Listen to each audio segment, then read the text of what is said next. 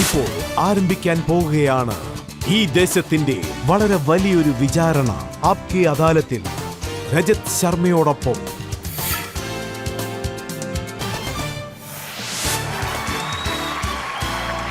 ആപ്കി അദാലത്തിലേക്ക് നിങ്ങളെ സ്വാഗതം ചെയ്യുന്നു.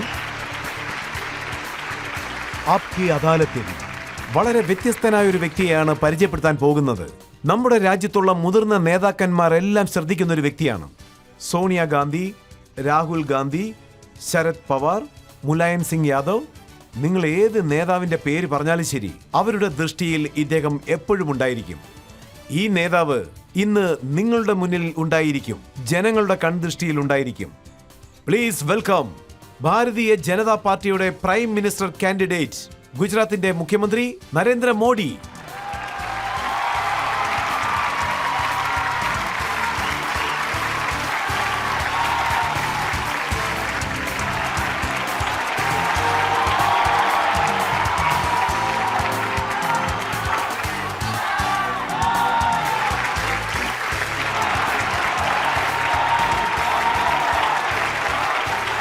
ഇന്ന് ഇദ്ദേഹത്തിനെതിരായിട്ട് നടക്കാൻ പോകുന്ന വിചാരണയിൽ ജഡ്ജിയായിട്ട് വരാൻ പോകുന്നത് അദ്ദേഹം JNU പ്രൊഫസറായിരുന്നു, സാഹിത്യകാരൻ, തിങ്കർ, ഡോക്ടർ പുഷ്പേഷ് പന്ത്.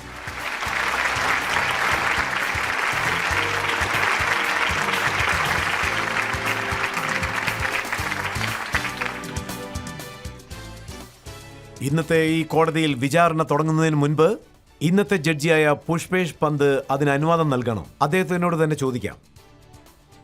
വിചാരണ തുടങ്ങിക്കോളൂ. വിചാരണ തുടങ്ങാൻ പോകുന്നു. നരേന്ദ്രമോദിക്കെതിരായ ആപ്കി അദാലത്തിൽ ആദ്യത്തെ പരാതി. ആപ്കി അദാലത്തിൽ BJP പ്രൈം മിനിസ്റ്റർ കാൻഡിഡേറ്റായ നരേന്ദ്രമോദിയുടെ മേലുള്ള കുറ്റാരോപണം ഇദ്ദേഹം പബ്ലിസിറ്റി ചെയ്ത് തനിക്കെന്നൊരു സ്ഥാനം നേടിയെടുത്തിരിക്കുന്നു. മോദി സർ, നാട്ടില് പല ലീഡേഴ്സും ഉണ്ട്. Sonia Gandhi, Rahul sir, Chidambaram sir, Sarath Pawar sir, എല്ലാവർക്കും നല്ല ടെൻഷനും ഉണ്ട്. എവിടെ പോയാലും അവരെല്ലാവരും ഒരു കാര്യമാണ് ശ്രദ്ധിക്കുന്നത്. ഒരു സ്ലോഗനാണ് എല്ലായിടത്തും കേൾക്കുന്നത്: അടുത്ത പ്രാവശ്യം മോദിയുടെ ഗവൺമെന്റ്.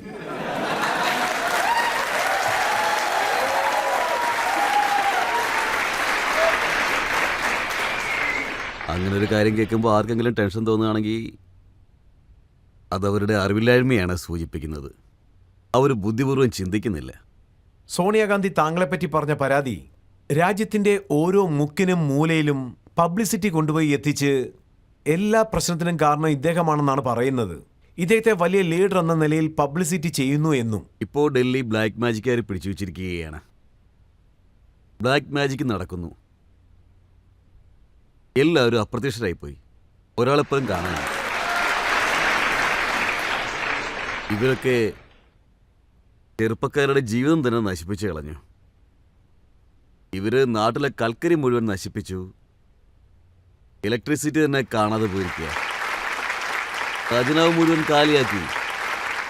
അതുകൊണ്ട് തന്നെ ബ്ലാക്ക് മാജിക്കിനേക്കാളും ഇവര് നടത്തുന്ന മാജിക്കാണ് കൂടുതൽ നല്ലത്. നോക്കൂ, അവരെന്താണ് പറയുന്നതെന്ന് വെച്ചാൽ നരേന്ദ്രമോദി ഒരു സാഹചര്യം ഉണ്ടാക്കുന്നെന്ന്. വലിയൊരു ദേശഭക്തനെ പോലെ സ്വയം ക്രിയേറ്റ് ചെയ്യുന്നു. ദേശഭക്തി എന്ന് ജനങ്ങളെ പറഞ്ഞു പറ്റിച്ചുകൊണ്ട് പദവികൾ നേടിയെടുക്കാൻ ശ്രമിക്കുന്നു. നമ്മുടെ രാജ്യത്ത് 125 കോടി ജനങ്ങളുണ്ട്, ദേശഭക്തിയുള്ളവർ.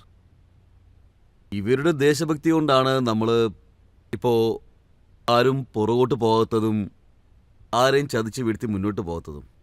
അതുകൊണ്ട് തന്നെ ഞാൻ ഒരാളുടെയും ദേശഭക്തിയെക്കുറിച്ച് സംശയിക്കാറില്ല. അതേസമയം തന്നെ ഞാനാണ് ഏറ്റവും വലിയ ദേശഭക്തനെന്ന് പറയുകയില്ല.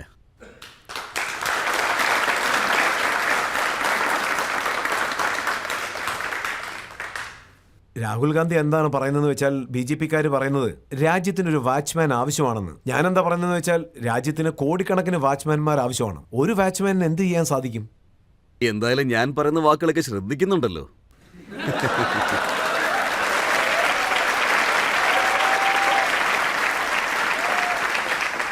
അതുകൊണ്ട് അവർക്ക് എന്നെക്കുറിച്ച് നന്നായിട്ട് അറിയാം. 125 കോടി വാച്ച്മാൻമാർ വരികയാണെങ്കിൽ അതിൻ്റെ ഇടയിലും ഇവരെന്തെങ്കിലും പ്രശ്നങ്ങൾ ഉണ്ടാക്കാൻ ശ്രമിക്കും. ഒരു വാച്ച്മാനേ ഉള്ളെങ്കിൽ അത് കുറച്ച് പ്രശ്നങ്ങൾ തന്നെയാണ്. അതവർക്ക് നന്നായിട്ട് അറിയാം. പക്ഷേ ഞാൻ അതല്ല ചിന്തിക്കുന്നത്. ഒരുപക്ഷെ 125 വാച്ച്മാൻമാരുണ്ടായിരുന്നെങ്കിൽ ഇവരുടെ പേരിൽ ഒരു മോറൽ സ്കാമിൻ്റെ കുറ്റാരോപണമുണ്ടല്ലോ. അതുപോലെ പാവം കാർഗിൽ വിധവകളുടെ വീട് തട്ടിയെടുത്തില്ലേ? ഇവരെയൊക്കെ വാച്ച്മാൻമാരാക്കാൻ പറ്റുമോ? ഇവരുടെയൊക്കെ പേരിൽ കുറ്റാരോപണങ്ങളുണ്ട്. രാജസ്ഥാനിലും ഹരിയാനയിലും ഉള്ള കർഷകരുടെ ഭൂമി ഇവർ പിടിച്ചെടുത്തിരിക്കുന്നു. ഈ കള്ളന്മാരൊക്കെ നമ്മുടെ കൂടെ വാച്ച്മാൻമാരായിട്ട് ഇരിക്കണോ? അങ്ങനെ സംഭവിച്ചാൽ ഞാൻ ഇവരെക്കുറിച്ചൊരു കാര്യം പറയാം. പാല് മോഷ്ടിച്ചുകൊണ്ട് പോയിരിക്കാൻ പൂച്ചയെ കാവൽ വയ്ക്കുന്നത് പോലെയാണ്. ഇതാ നോക്കൂ, താങ്കളുടെ വാക്കുകളിൽ, അതായത് പബ്ലിസിറ്റിയിൽ ഒരു വാക്കാണ് പ്രധാനമായും മുഴച്ചു നിൽക്കുന്നത്. അതിനെപ്പറ്റി അവർ പറയുന്നത് ഒരാളുടെ ശക്തി എല്ലാവർക്കും നന്മ തരുമെന്നും എല്ലാവരെയും ഒന്നിച്ചു ചേർക്കുമെന്നും. പക്ഷെ നടക്കുന്നത് എന്താണ്? മോഷ്ടിച്ച് ജീവിക്കണം, കള്ളങ്ങൾ മാത്രം പറയണം.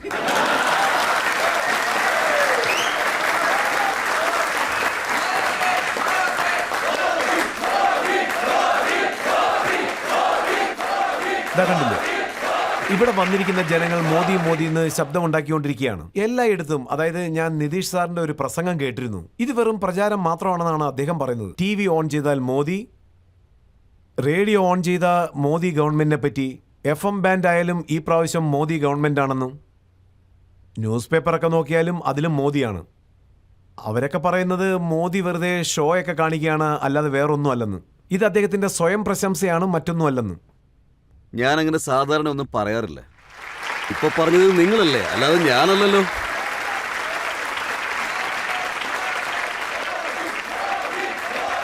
ഇത് നിങ്ങൾക്ക് ആരെങ്കിലും പഠിപ്പിച്ചതെന്നാണോ? നിങ്ങളോട് ആരെങ്കിലും പറയാൻ ഏൽപ്പിച്ചിട്ടുണ്ടായിരുന്നു? നിങ്ങളുടെ മനസ്സിൽ നിന്ന് ഒന്നല്ലേ പറഞ്ഞത്? നിങ്ങൾക്കിഷ്ടമായതുകൊണ്ടല്ലേ നിങ്ങളിത് പറഞ്ഞത്? അതുകൊണ്ട് എൻ്റെ വാക്കുകൾ കേൾക്കണ്ട, നിതീഷ് കുമാറിന്റെ വാക്കുകളും കേൾക്കണ്ട, ജനങ്ങൾ പറയുന്നത് കേൾക്ക്. ഇതാ നോക്കൂ, ഇവിടെ ജനങ്ങളുടെ കയ്യിൽ മൊബൈൽ ഫോണുണ്ട്. എൻ്റെ പക്കലും മൊബൈൽ ഫോണുണ്ട്. ഇതിലെ മെസ്സേജ് ഒന്ന് ചെക്ക് ചെയ്യാൻ പോവുകയാണ്. മെസ്സേജിൽ എന്താ വന്നിരിക്കുന്നതെന്ന് ഞാൻ താങ്കളോട് പറയാം. പബ്ലിസിറ്റി എങ്ങനെ സ്പ്രെഡ് ആവുന്നെന്ന്. മെസ്സേജ് എന്താണെന്ന് വെച്ചാൽ, ട്വിങ്കിൾ ട്വിങ്കിൾ ലിറ്റിൽ സ്റ്റാർ, അടുത്ത പ്രാവശ്യം മോദി സർക്കാർ.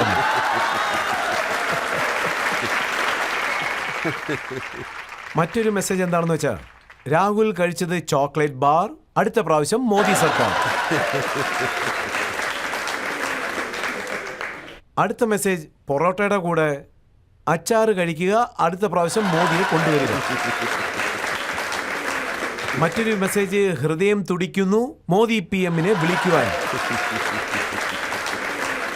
പൊളിറ്റിക്കലായിട്ട് ഒരാൾ അയച്ചിട്ടുണ്ട്. സോണിയ മൻമോഹൻ സിംഗിനോട് പറഞ്ഞു, ഇപ്പോഴെങ്കിലും മൗനം ഉപേക്ഷിക്കൂ സർദാർ. അതിന് മൻമോഹൻ സാർ പറഞ്ഞത് എന്താണെന്ന് വെച്ചാൽ, അടുത്ത പ്രാവശ്യം മോദി സർക്കാരിന്. ഇപ്പോ കുറച്ചു നേരത്തിന് മുൻപാണ് ഈ മെസ്സേജ് വന്നത്. സുഹൃത്തുക്കളെ, ഇടയ്ക്കിടയ്ക്ക് അടി വാങ്ങിച്ച് ചാവണ്ട, മോദിയെ കൊണ്ടുവരിക.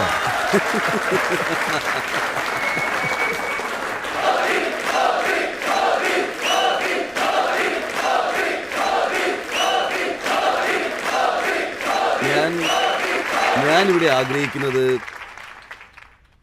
ഈ നാട്ടിലുള്ള ഒരു ക്രിയേറ്റീവ് ജനറേഷൻ ഇല്ലേ, അവരെ ഞാൻ മനസ്സുകൊണ്ട് പുകഴ്ത്തുന്നു. എനിക്ക് നല്ല വിശ്വാസമുണ്ട്. ഈ സോഷ്യൽ മീഡിയ ഇല്ലായിരുന്നെങ്കിൽ നാട്ടിലുള്ള ഈ ക്രിയേറ്റിവിറ്റി സത്യമായിട്ടും പുറത്തു വരില്ലായിരുന്നു. അഖിലേഷ് യാദവ് ഒരു പ്രാവശ്യം ഇവിടെ വന്നിരുന്നു. അദ്ദേഹമാണ് പറഞ്ഞത്, നരേന്ദ്രമോദിയും അദ്ദേഹത്തിന്റെ പബ്ലിസിറ്റിയും, അതായത് ഇതുപോലെയുള്ള വാക്യങ്ങൾ സൃഷ്ടിക്കാൻ വേണ്ടി ഒരു അമേരിക്കൻ ഏജൻസിയെ ഹയർ ചെയ്തിട്ടുണ്ടെന്ന്, അതിനുവേണ്ടി അവർക്ക് 1000 കോടി നൽകിയെന്ന്. ഒന്നാമത്തെ കാര്യം, ഇങ്ങനെയുള്ള ഒന്നും ഞാൻ ചെയ്തിട്ടില്ല. ഇതുപോലുള്ള ഒരു കമ്പനി നടത്തുന്നതുമില്ല. അതുപോലെ തന്നെ ഇതുപോലുള്ള കമ്പനികളെ മീറ്റ് ചെയ്യുന്നതുമില്ല. ഇതുപോലുള്ള കള്ളം പല വർഷങ്ങളായിട്ട് ഇങ്ങനെ പൊയ്ക്കൊണ്ടേയിരിക്കുകയാണ്. ഇതുപോലൊരു ചോദ്യം എന്നോട് ചോദിച്ചത് വളരെ നന്നായി. സത്യം പറയാൻ എനിക്ക് ഒരു അവസരം കിട്ടിയല്ലോ. ഇപ്പോൾ ശരിക്കും പറഞ്ഞാൽ 1000 കോടി രൂപ മുടക്കി ഒരു കമ്പനി നടത്തുകയാണെങ്കിൽ ഒരുപക്ഷേ ഈ കമ്പനിയുടെ കാര്യങ്ങളെല്ലാം പേപ്പറിൽ വരുമായിരുന്നല്ലോ. കാരണം പവർ കൂടുതൽ അതിനാണല്ലോ. എന്ത് പ്രിന്റ് ചെയ്യണം, എന്ത് പ്രിന്റ് ചെയ്യാൻ പാടില്ല, ഇതിനെന്താണ് മറുപടി പറയാൻ പോകുന്നത്? കോൺഗ്രസിൽ ഒരു മുതിർന്ന നേതാവുണ്ട്. അദ്ദേഹത്തിന്റെ പേരാണ് അനന്ത് ശർമ്മ. അദ്ദേഹം ഒരു പ്രസ് കോൺഫറൻസ് വെച്ചിരുന്നു. അപ്പോൾ അദ്ദേഹം പറഞ്ഞു ഭാരതീയ ജനതാ പാർട്ടിക്കും നരേന്ദ്രമോദിക്കും വേണ്ടി 10,000 കോടി രൂപ ചെലവഴിച്ചെന്ന്. ഒന്നാമത്തെ കാര്യം, ആനന്ദ് ശർമ്മ ഒരു കാര്യം ചെയ്യേണ്ടതായിരുന്നു. ഇലക്ഷൻ കമ്മീഷണർക്ക് ഒരു ലെറ്റർ കൊടുക്കണമായിരുന്നു. അടുത്തതായിട്ട് അവർ ചെയ്യേണ്ടത് എൻഫോഴ്സ് ഡിപ്പാർട്ട്മെന്റ് എന്ന് പറയുന്ന ഒന്നുണ്ട്. അവർക്ക് ഒരു പരാതി കൊടുക്കേണ്ടായിരുന്നു. ഈ 10,000 കോടി രൂപ എവിടെ നിന്നാണ് വന്നതെന്ന്, ആരടുത്തു നിന്നാണ് വന്നത്, അതൊക്കെ എൻക്വയറി ചെയ്യണമായിരുന്നു. അങ്ങനെ ഒന്നും ചെയ്തിട്ടില്ല. ഇനി ഇവരെക്കുറിച്ച് എന്ത് പറയാനാണ്? അവരുടെ ഗവൺമെൻറ് പരാജയപ്പെട്ടു പോയിരിക്കുന്നു. ശരിക്കും എന്താണ് ചെയ്യേണ്ടതെന്ന് അവർക്കറിയില്ല. ഞാൻ അവർക്കൊരു ഐഡിയ കൊടുക്കാം. കുറഞ്ഞ വർഷം ഇതെങ്കിലും ചെയ്യേ. നിങ്ങൾ എന്നെ ആലോചിച്ച് നോക്കേ, ഇനി 40 ദിവസം കൂടി ബാക്കിയുണ്ട്. ഫുൾ സർക്കാരിന് മെഷീനിൽ നടത്തട്ടെ. എല്ലാ സത്യങ്ങളും പുറത്തേക്ക് കൊണ്ടുവരട്ടെ. ആനന്ദ് ശർമ്മയോട് വരാനായിട്ട് ഞാൻ തന്നെ പറയുകയും ചെയ്യാം. എത്രയും വേഗത്തിൽ ചെയ്യാൻ കഴിയുമോ അത്രയും വേഗത്തിൽ ചെയ്യട്ടെ. ശരി, ഇലക്ഷൻ കമ്മീഷണർക്ക് എന്തെങ്കിലും തടസ്സങ്ങൾ ഉണ്ടാകുമോ, അതൊക്കെ പരിഹരിക്കാൻ കഴിയുമോ, ഇതൊക്കെ ആലോചിക്കുകയും ചെയ്യാം. ഇതിനെക്കുറിച്ചൊക്കെ ഞാൻ തന്നെ ഇലക്ഷൻ കമ്മീഷണർക്ക് പരാതിയും കൊടുക്കാം. ആനന്ദ് ശർമ്മയുടെയും അതുപോലെ സോണിയാഗാന്ധിയുടെയും സർക്കാർ മോദിയെക്കുറിച്ച് എന്തെല്ലാം കാര്യങ്ങൾ അറിയണോ അതെല്ലാം അവർ അറിഞ്ഞോട്ടെ. എനിക്ക് സന്തോഷമേ ഉള്ളൂ. പക്ഷേ രാഹുൽ ഗാന്ധി പറയുന്നത് താങ്കൾ എങ്ങനെയുള്ള ആളാണെന്ന് വെച്ചാൽ താങ്കൾ മൊട്ടത്തലയുള്ള ആളിന് പോലും ചീപ്പ് വിൽക്കുന്ന ആളാണ്. ഞാൻ ചായ വിറ്റോണ്ടിരുന്ന ആളാണ്, അല്ലാതെ ചീപ്പൊന്നുമല്ല വിറ്റോണ്ടിരുന്നത്. പക്ഷേ എനിക്കിതൊക്കെ ചെയ്യാൻ കഴിയും. ആ കാര്യങ്ങളൊക്കെ എല്ലാവർക്കും അറിയാവുന്നതാണ്. അത് മാത്രം മതി എനിക്ക്. അതുതന്നെയാണ് എൻ്റെ വിജയം. ഇതാ നോക്കൂ, ഇത് സത്യമല്ലേ? 2009 രാഹുൽ ഗാന്ധി പബ്ലിക് മീറ്റിങ്ങിലൊക്കെ പറയാറുണ്ട്, ഒരു ബലൂൺ പാർന്നെന്ന്, ഇന്ത്യ ഷൈനിങ് എന്ന്. വായു നിറച്ച ബലൂണായിരുന്നു, അത് പൊട്ടിത്തെറിച്ചു പോയി. ഇപ്പോൾ 2014 മറ്റൊരു ബലൂൺ താങ്കൾ കൊണ്ടുവരുമെന്ന്.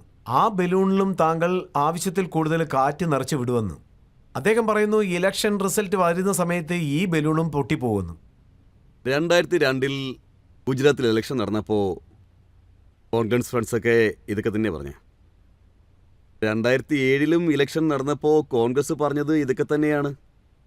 2012 ഇലക്ഷൻ നടന്ന സമയത്ത് കോൺഗ്രസ് പറഞ്ഞതും ഇതൊക്കെ തന്നെയായിരുന്നില്ലേ? അവരുടെ ആ ബലൂൺ പൊട്ടിയത് ലോകം മുഴുവൻ അറിയാമെന്ന് പറയാം.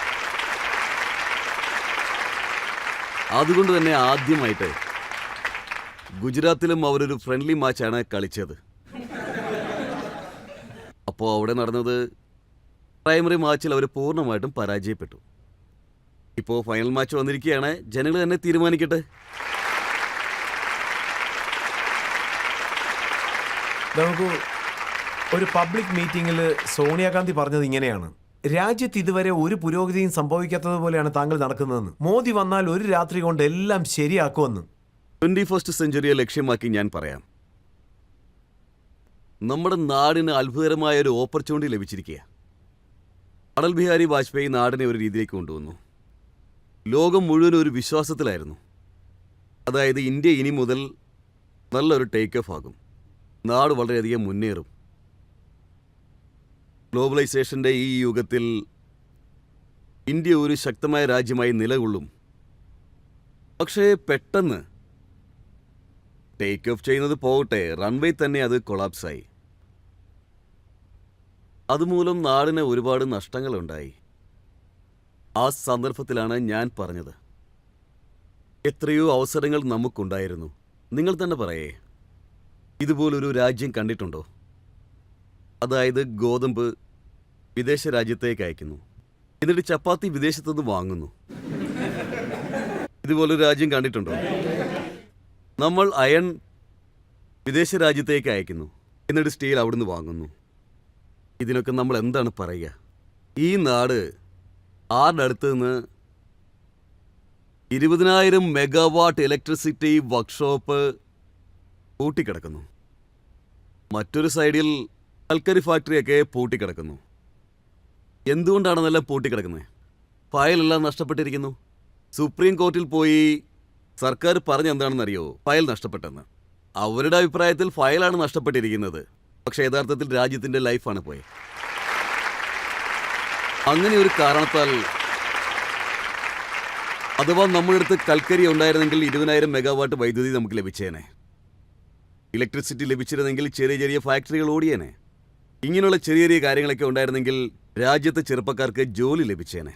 രാജ്യത്തിൻ്റെ GDP നഷ്ടപ്പെടാതിരുന്നെങ്കിൽ ഇങ്ങനെയൊരു നഷ്ടം സംഭവിക്കില്ലായിരുന്നു. ഈ കാര്യങ്ങളൊക്കെയാണ് ഞങ്ങൾ പുറത്തു പറയുന്നത്. പക്ഷേ ഈ ചോദ്യങ്ങളൊന്നും അവരുടെ കാതിലെത്തില്ല. ശരിക്കും പറഞ്ഞാൽ ഇതൊന്നും അവർക്കൊരു പ്രശ്നമേ അല്ല. അതായത് ജോലി നടക്കുന്നുണ്ടോ എന്ന് ശ്രദ്ധിക്കുന്നേ ഇല്ല. അവരുടെ പ്രശ്നം എന്താണെന്ന് വെച്ചാൽ 4 തലമുറകളായി ഇങ്ങനെ നാട് ഭരിക്കുകയാണ്. 60 വർഷങ്ങളായി ഈ രാജ്യം അവരുടെ കയ്യിലാണ്. പക്ഷേ ഒരു ചായക്കടക്കാരൻ, ഒരു ചായ വിൽക്കുന്നവൻ നമ്മളോട് വെല്ലുവിളിക്കുന്നു. ഇത് അവർക്ക് സഹിക്കാൻ കഴിയുന്നില്ല. ഇത് ജനാധിപത്യ രാജ്യമാണ്. ഇവിടെ ഒരു സാധാരണ ചെറിയ കുട്ടിക്ക് പോലും ഗവൺമെന്റിനോട് ചോദ്യങ്ങൾ ചോദിക്കാൻ കഴിയും. അവർക്ക് ഈ ചോദ്യങ്ങളൊന്നും കേൾക്കാനുള്ള സഹിഷ്ണുതയില്ല. അതാണ് ഇവിടുത്തെ ഏറ്റവും വലിയ പ്രശ്നം. ഇവിടുത്തെ പ്രധാന പ്രശ്നം മറ്റൊന്നാണ്. ഒരു ചായക്കടക്കാരൻ പ്രധാനമന്ത്രിയാകാൻ ആഗ്രഹിക്കുന്നു. അതായത് ആദ്യത്തെ കാര്യം,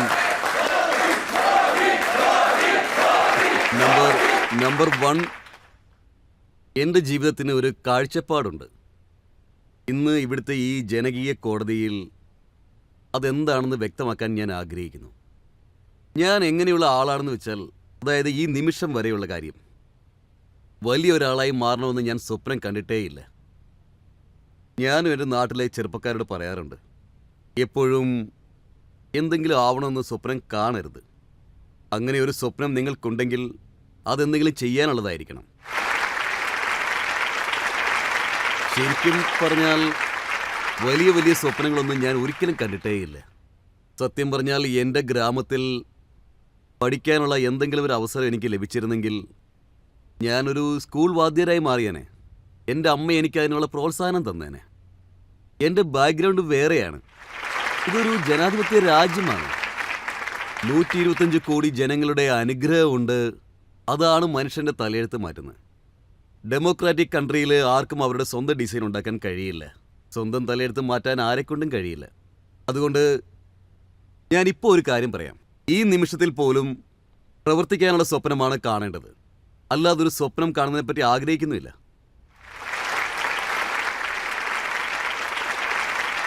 താങ്കൾ പറഞ്ഞത് ഞാൻ പൂർണ്ണമായി അംഗീകരിക്കുകയാണ്.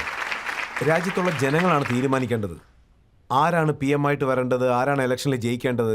ഇപ്പോൾ ഇലക്ഷൻ വരുമ്പോൾ എല്ലാ കാര്യങ്ങളും മനസ്സിലാവും. പക്ഷേ താങ്കളുടെ പേരിൽ പരാതികളുടെ ഒരു പ്രവാഹം തന്നെ ഉണ്ടല്ലോ. ഇപ്പോഴൊരു ബ്രേക്ക് എടുക്കാം. ബ്രേക്കിന് ശേഷം ആപ്കി അദാലത്തിൽ നരേന്ദ്രമോദിയും അദ്ദേഹത്തിന്റെ പേരിലുള്ള കുറ്റാരോപണങ്ങളും.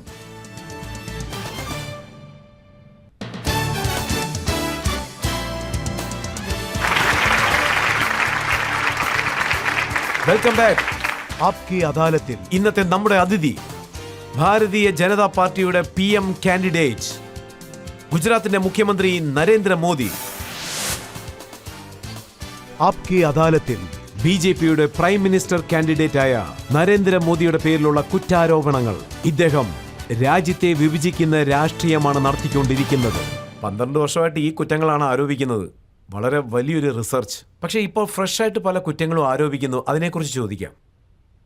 രാഹുൽ ഗാന്ധി ഇന്നാണ് പറഞ്ഞത് നരേന്ദ്രമോദി PM ആകാൻ ആഗ്രഹിക്കുന്നു. അതിനുവേണ്ടി അദ്ദേഹം എന്ത് വേണമെങ്കിലും ചെയ്യും. അദ്ദേഹം എല്ലാവരെയും വിഭജിക്കുന്നു, പരസ്പരം പോരടിക്കാൻ പ്രേരിപ്പിക്കുന്നു. അങ്ങനെയുള്ള ചില തരികിട പരിപാടികളൊക്കെ നടക്കുന്നുണ്ട്. ഇത് UP യിൽ നിന്ന് അവർ കൊണ്ടുവന്ന അവരുടെ പാർട്ടിയിലുണ്ടായിരുന്ന ഒരാൾ അവിടെ MP ആയിരുന്നു. അയാളാണ് ഇങ്ങനെയുള്ള തരികിട പരിപാടികളെ കുറിച്ച് പറഞ്ഞത്. ഇല്ല, അദ്ദേഹം പറഞ്ഞത് എന്താണെന്ന് വെച്ചാൽ, ഇമ്രാൻ ഖുറേഷി പറഞ്ഞത് നരേന്ദ്രമോദി UP യിലേക്ക് വന്നാൽ തുണ്ടു തുണ്ടായിട്ട് വെട്ടുവന്നു. ഇതിനെയാണോ കഷ്ണം കഷ്ണമാക്കി മാറ്റുമെന്ന് പറഞ്ഞ്? ഒരു പക്ഷെ അയാളിങ്ങനെ പറഞ്ഞത് കേട്ടിട്ടായിരിക്കണം രാഹുലും പറഞ്ഞത്. കോൺഗ്രസിന്റെ ചരിത്രം ഒന്ന് എടുത്ത് നോക്കുക. എന്നിട്ട് ഈ രാജ്യം ഒരു തീരുമാനം എടുക്കട്ടെ. അവർ ടേപ്പ് റെക്കോർഡർ കേൾക്കണോ അല്ലെങ്കിൽ അവരുടെ ട്രാക്ക് റെക്കോർഡ് കേൾക്കണോ?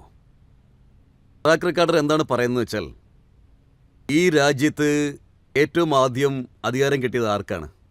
കോൺഗ്രസിനാണ് കിട്ടിയത്. നാടിനെ ആരാണ് വിഭജിച്ചത്? അവർ തന്നെയല്ലേ ചെയ്തത്. വന്ദേ മാതരം അത് വിഭജിച്ചത് ആരാണ്? നമ്മുടെ നാട്ടിൽ ഈ ജാതി എന്ന വിഷത്തെ ആരാണ് പരത്തിയത്? 1857 ഒരു പോരാട്ടം. ഈ രാജ്യത്തെ ഹിന്ദുവും മുസ്ലിമും ഒന്നിച്ചു ചേർന്നാണ് പോരാടിയത്. സ്വാതന്ത്ര്യം കിട്ടിയ അടുത്ത നിമിഷം ഈ നാടിനെ രണ്ടായിട്ട് മുറിച്ചു മാറ്റിയത് ആരാണ്? അത് മനസ്സിലാക്കണം. ഈ പാപം ചെയ്തത് കോൺഗ്രസ് ആണ്. ഇത് മാത്രമല്ല, ഏറ്റവും താഴെത്തട്ടിലേക്ക് പോയി നാടിനെ എങ്ങനെയൊക്കെ തകർത്തെന്ന് വെച്ചാൽ 2 ദിവസമായിട്ട് ഇക്കാര്യം തന്നെയാണ് പോയിക്കൊണ്ടിരിക്കുന്നത്. ഒരുപാട് സോൾജിയേഴ്സിൻ്റെയൊക്കെ ഇൻ്റർവ്യൂ ഞാൻ ദിവസവും ടി വിയിൽ കാണുന്നുണ്ട്. അവരുടെയൊക്കെ വിഷമം എന്താണെന്ന് എനിക്ക് മനസ്സിലാക്കാനും കഴിയുന്നുണ്ട്. ഇന്ത്യൻ ഗവൺമെൻറ് ആദ്യമായിട്ട് മിലിറ്ററിക്കാരോട് ഒരു ചോദ്യം ചോദിച്ചു. നിങ്ങളിൽ എത്ര പേർ ഹിന്ദുക്കളുണ്ട്, എത്ര പേർ മുസ്ലിംസ് ഉണ്ടെന്ന്. ശരിക്കും പറഞ്ഞാൽ നമ്മളൊക്കെ ഭാഗ്യം ചെയ്തവരാണ്. മിലിറ്ററിക്കാർ ആ ചോദ്യത്തെ അവഗണിച്ചു. മിലിറ്ററിയുള്ളവരെല്ലാവരും തന്നെ ഇന്ത്യൻസ് ആണ്. ഇവിടെ ഹിന്ദു മുസ്ലിം എന്ന് വേർതിരിച്ച് കാണാൻ പാടില്ല.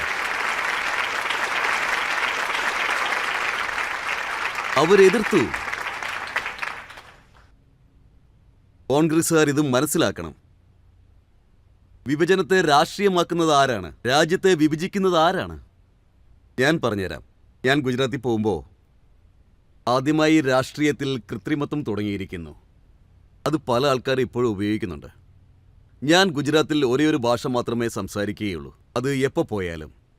അവിടെ 5 കോടി ഗുജറാത്തികളുണ്ട്. ഇന്ന് ഇന്ത്യയിലെ മുഴുവൻ ആൾക്കാരോട് ഞാൻ സംസാരിക്കുന്നത് ഏത് ഭാഷയാണോ അതാണ് അവിടെ സംസാരിക്കുന്നത്. അവരങ്ങനെയുള്ളവരാണ്, ഇവരിങ്ങനെയുള്ളവരാണ്. അങ്ങനെയുള്ള നാനാത്വമൊക്കെ അങ്ങനെയുള്ളതൊക്കെ അവസാനിപ്പിക്കാൻ ഞാൻ ശ്രമിക്കുന്നു. വേണമെങ്കിൽ നിങ്ങൾ എല്ലാ സ്റ്റേറ്റിലും പോയി നോക്കിക്കോളൂ. നമ്മുടെ രാജ്യം മുഴുവൻ ഒരേ സ്വരത്തിലാണ് സംസാരിക്കുന്നത്. ഇപ്പം ഞാനൊരു ഉദാഹരണം പറയാം. താങ്കൾ കോൺഗ്രസിനെ നന്നായിട്ട് അലക്കുന്നുണ്ട്. ഉമർ അബ്ദുള്ള, അദ്ദേഹം ജമ്മു കാശ്മീരിൻ്റെ CM ആണ്. അദ്ദേഹം പറഞ്ഞത് പറയാം. അദ്ദേഹം വലിയ കുറ്റാരോപണമാണ് പറഞ്ഞിരിക്കുന്നത്. അദ്ദേഹം പറയുന്നു നരേന്ദ്രമോദി പഞ്ചാബിലേക്ക് പോയിരുന്നു, ഒരു സർദാറിൻ്റെ വിരുന്നിൽ പങ്കെടുത്തിരുന്നു എന്ന്. അരുണാചൽ പ്രദേശിൽ പോയാൽ അവരുടെ തൊപ്പിയാണ് ധരിക്കുന്നതെന്ന്. അസാമിലേക്ക് പോയാൽ അവരുടെ പരമ്പരാഗത വേഷം ധരിക്കുന്നു എന്ന്.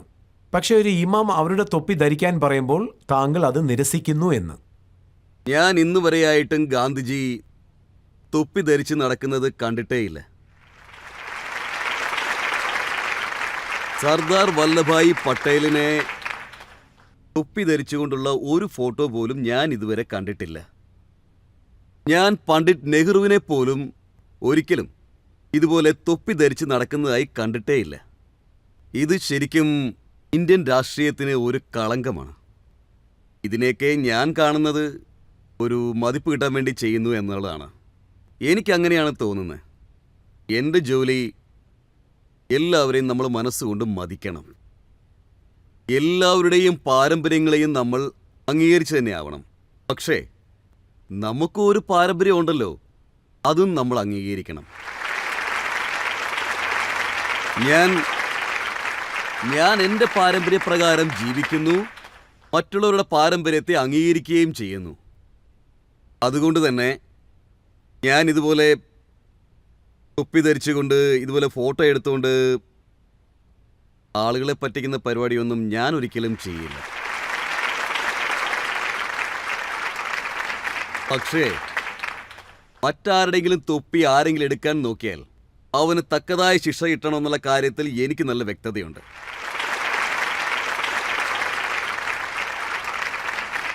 അത് ഏത് സമുദായത്തിൻ്റെ തൊപ്പിയാണെങ്കിലും, അത് ആരുടെ പാരമ്പര്യത്തിൻ്റെ ആചാരമാണെങ്കിലും, അതിനെ ആരെങ്കിലും അപമാനിച്ചാൽ ആ അപമാനിക്കുന്നവന് തക്കതായ ശിക്ഷ തന്നെ കിട്ടണം.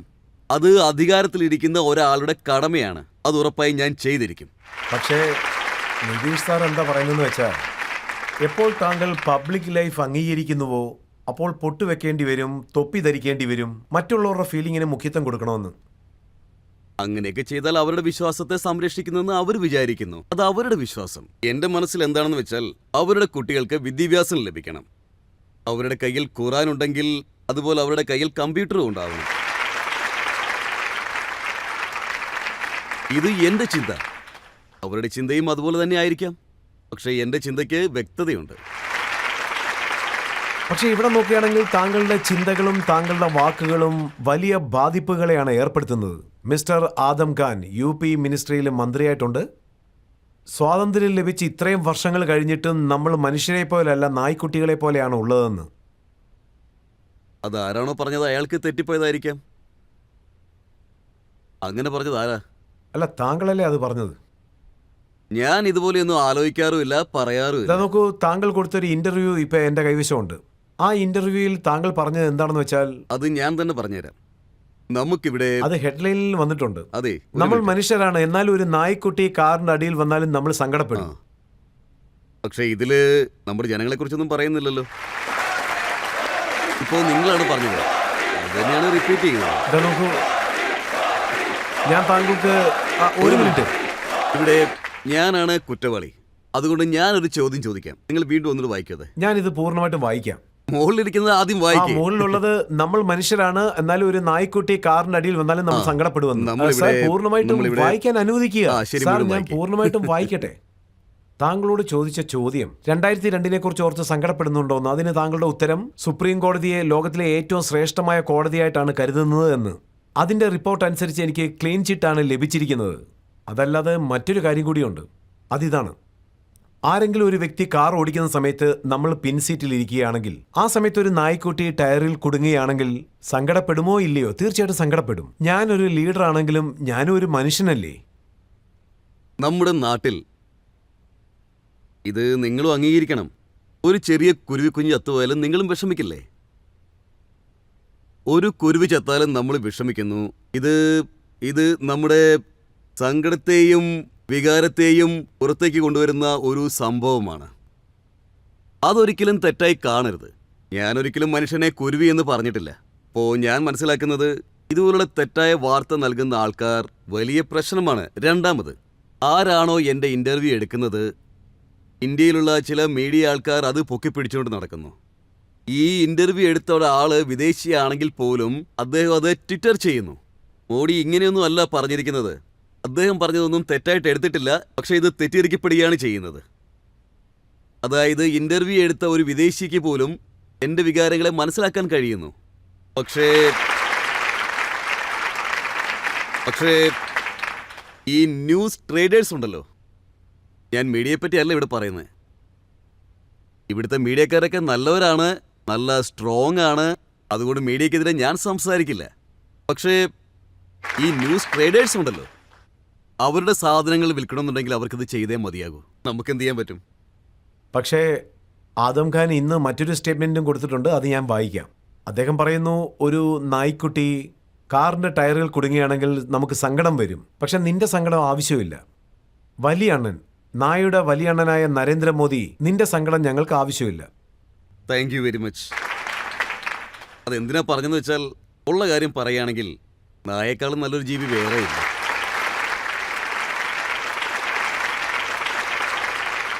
അതുമാത്രമല്ല, എനിക്ക് ഇത് അഭിമാനമായാണ് തോന്നുന്നത്. ഈ കാര്യം ഓർത്ത് ഞാൻ അഭിമാനിക്കുന്നു.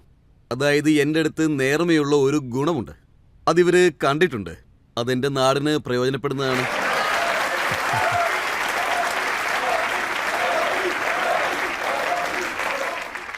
പക്ഷേ ഇതിലൊരു സത്യവും ഉണ്ട്. ഇന്ത്യയുടെ പ്രധാനമന്ത്രി മൻമോഹൻ സിംഗ് സർ, അദ്ദേഹം പറയുന്നു, നരേന്ദ്രമോദി ഈ രാജ്യത്തിന്റെ പ്രധാനമന്ത്രി ആകുകയാണെങ്കിൽ അത് ഈ രാജ്യത്തിന്റെ സർവനാശമായിരിക്കുമെന്ന്.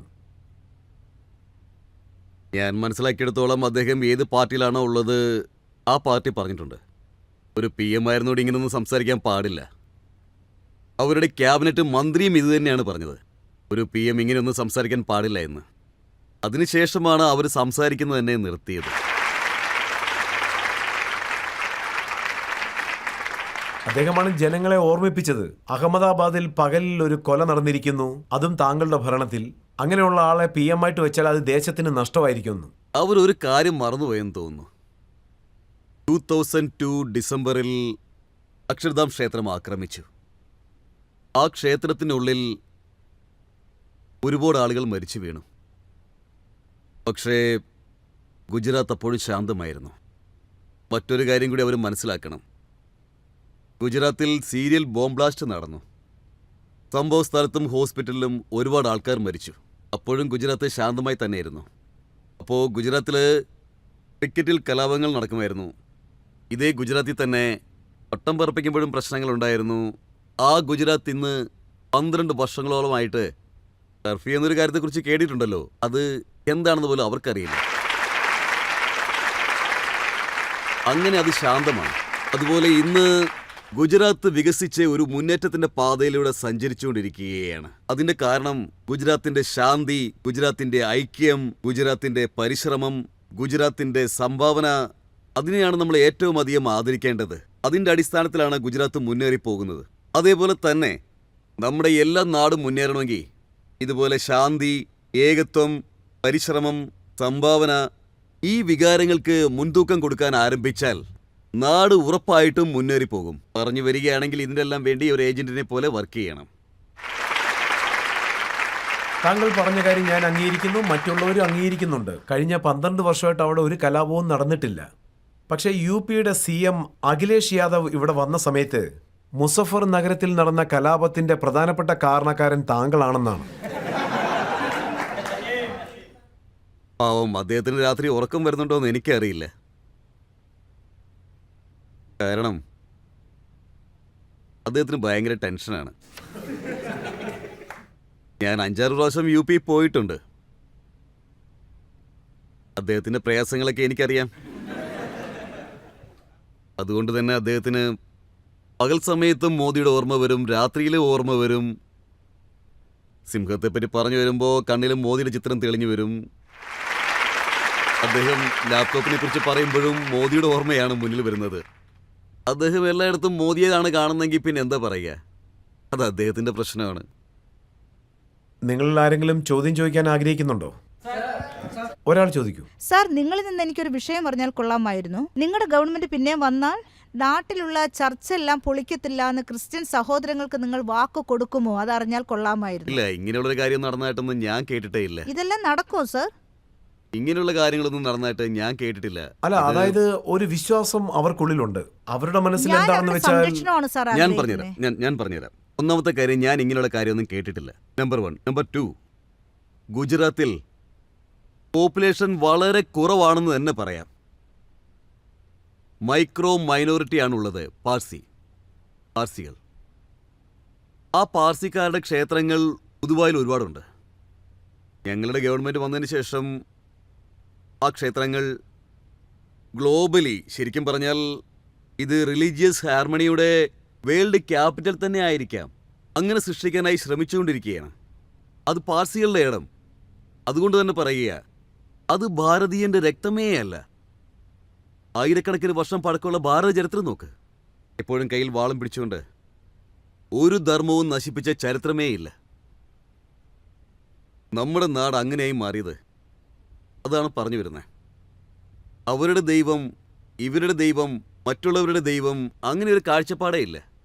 നമ്മുടെ നാടിനെക്കുറിച്ച് പറഞ്ഞാൽ ഒരേ ഒരു ദൈവമേ ഉള്ളൂ. അതിലേക്ക് എത്തിപ്പെടാനുള്ള വഴികൾ മാത്രമാണ് വൈവിധ്യമായത്. ആ വഴികളെല്ലാം തന്നെ ഈശ്വരനടുത്തേക്കാണ് എത്തിച്ചേരുന്നത്. അതുകൊണ്ടാണ് പറയുന്നത്, അവൻ ഉയർന്നവനാണ്, ഇവൻ താഴ്ന്നവനാണ്, അതുകൊണ്ട് ഇത് വേണ്ട, അത് വേണ്ട. ഇന്ത്യൻ കോൺസ്റ്റിറ്റ്യൂഷൻ ഒരിക്കലും ഇതുപോലുള്ള കാര്യങ്ങൾക്ക് വേണ്ടിയിട്ട് നിലകൊള്ളില്ല. നമ്മുടെ നാട്ടിലെ സമ്പ്രദായങ്ങൾ ഒരിക്കലും വിവാദമായി മാറുകയില്ല. നമ്മൾ ധർമ്മം സംരക്ഷിക്കുന്നവരാണ്. അല്ലാതെ ജാതിഭ്രാന്ത് നമ്മുടെ രാജ്യത്ത് നടക്കാൻ ഒരിക്കലും അനുവദിക്കില്ല. അതുകൊണ്ട് തന്നെയാണ് പറയുന്നത്, ഭാരതീയ ജനതാ പാർട്ടിയുടെ മോട്ടോ എന്താണെന്ന് വെച്ചാൽ സർവപന്ത് സമഭാവ്. എല്ലാവരെയും ഒന്നായി കാണണം, എല്ലാവരെയും ഒരുപോലെ ട്രീറ്റ് ചെയ്യണം. അതുകൊണ്ട് തന്നെ ഞാൻ ഈ നാട്ടിലെ ഓരോ പൗരന്മാരോടും പറയുക, നിങ്ങൾ ധൈര്യമായിട്ടിരിക്കൂ. ജാതി എന്ന വിഷം, മതമെന്ന ഭ്രാന്ത് നാടിൻ്റെ മുന്നേറ്റത്തെ ഉറപ്പായും തടയും. അത് നമ്മൾ അനുവദിക്കാൻ പാടില്ല. മോദി സാർ, താങ്കളെ ക്രിസ്ത്യൻസും പാർസികളും വിശ്വാസത്തിൽ എടുത്തു കഴിഞ്ഞു. രാജ്യത്തുള്ള മുസ്ലിങ്ങളും അങ്ങനെ വിശ്വാസത്തിൽ എടുക്കുമോ? ഈ രാജ്യത്തുള്ള ഏത് വ്യക്തിയാണെങ്കിലും ശരി, ഭാരത മാതാവിൻ്റെ എല്ലാ മക്കൾക്കും എനിക്ക് കിട്ടുന്ന അതേ അധികാരം അവർക്കെല്ലാവർക്കും ലഭിക്കും.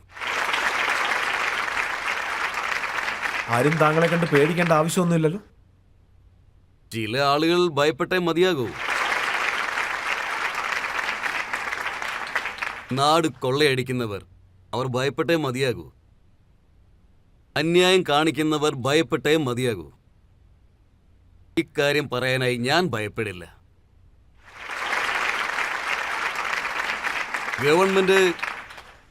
ഗവൺമെന്റ് അങ്ങനെ വെറുതെ ഉണ്ടാവുന്നതല്ല.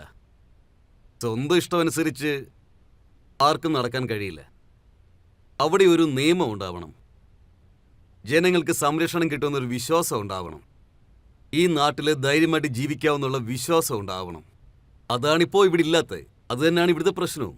എന്തുകൊണ്ടാണ് അതില്ലാത്തതെന്ന് വെച്ചാൽ അവർ നിയമത്തെ പേടിക്കുന്നില്ല, സിസ്റ്റത്തെ പേടിക്കുന്നില്ല, ഓഫീസർമാരെ പേടിയില്ല.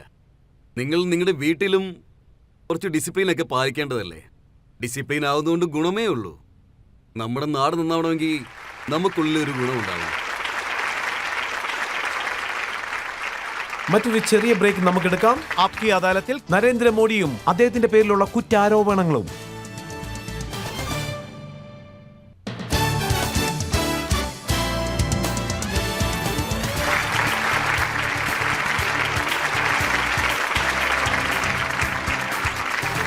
Welcome back. ആപ്കി അദാലത്തിൽ ചോദ്യങ്ങൾ ചോദിച്ചുകൊണ്ടിരിക്കുകയാണ്. കുറ്റങ്ങൾ ആരോപിക്കുന്നു മോദിയുടെ മേൽ. ആപ്കി അദാലത്തിൽ അടുത്ത കുറ്റാരോപണം. ആപ്കി അദാലത്തിൽ BJPയുടെ പ്രൈം മിനിസ്റ്റർ കാൻഡിഡേറ്റായ നരേന്ദ്രമോദിയുടെ പേരിലുള്ള കുറ്റാരോപണങ്ങൾ. ഇദ്ദേഹം ഗുജറാത്ത് പുരോഗമിച്ചു എന്ന് പറയുന്നത് പൂർണ്ണമായും തെറ്റാണ്. മോദി സർ, ഗുജറാത്തിന്റെ വളർച്ചയെപ്പറ്റിയാണ് കൂടുതലും ചർച്ച നടക്കുന്നത്. മുലായം സിംഗ് യാദവ് അദ്ദേഹത്തിന് നരേന്ദ്രമോദിയുടെ അടുത്തു നിന്നും മനസ്സിലാക്കണമെന്ന്. UP പോലെ തന്നെ ഗുജറാത്തിലും സൗജന്യ വിദ്യാഭ്യാസം ഉണ്ടോയെന്ന്, സൗജന്യ ചികിത്സയുണ്ടോ, കൃഷിക്ക് സൗജന്യങ്ങൾ ഉണ്ടോയെന്ന്. അദ്ദേഹം വേറെ ചില ചോദ്യങ്ങൾ ചോദിച്ചു കാണും. യൗവനത്തിന്റെ ഒരു റൗഡിസം ഉണ്ടാകും.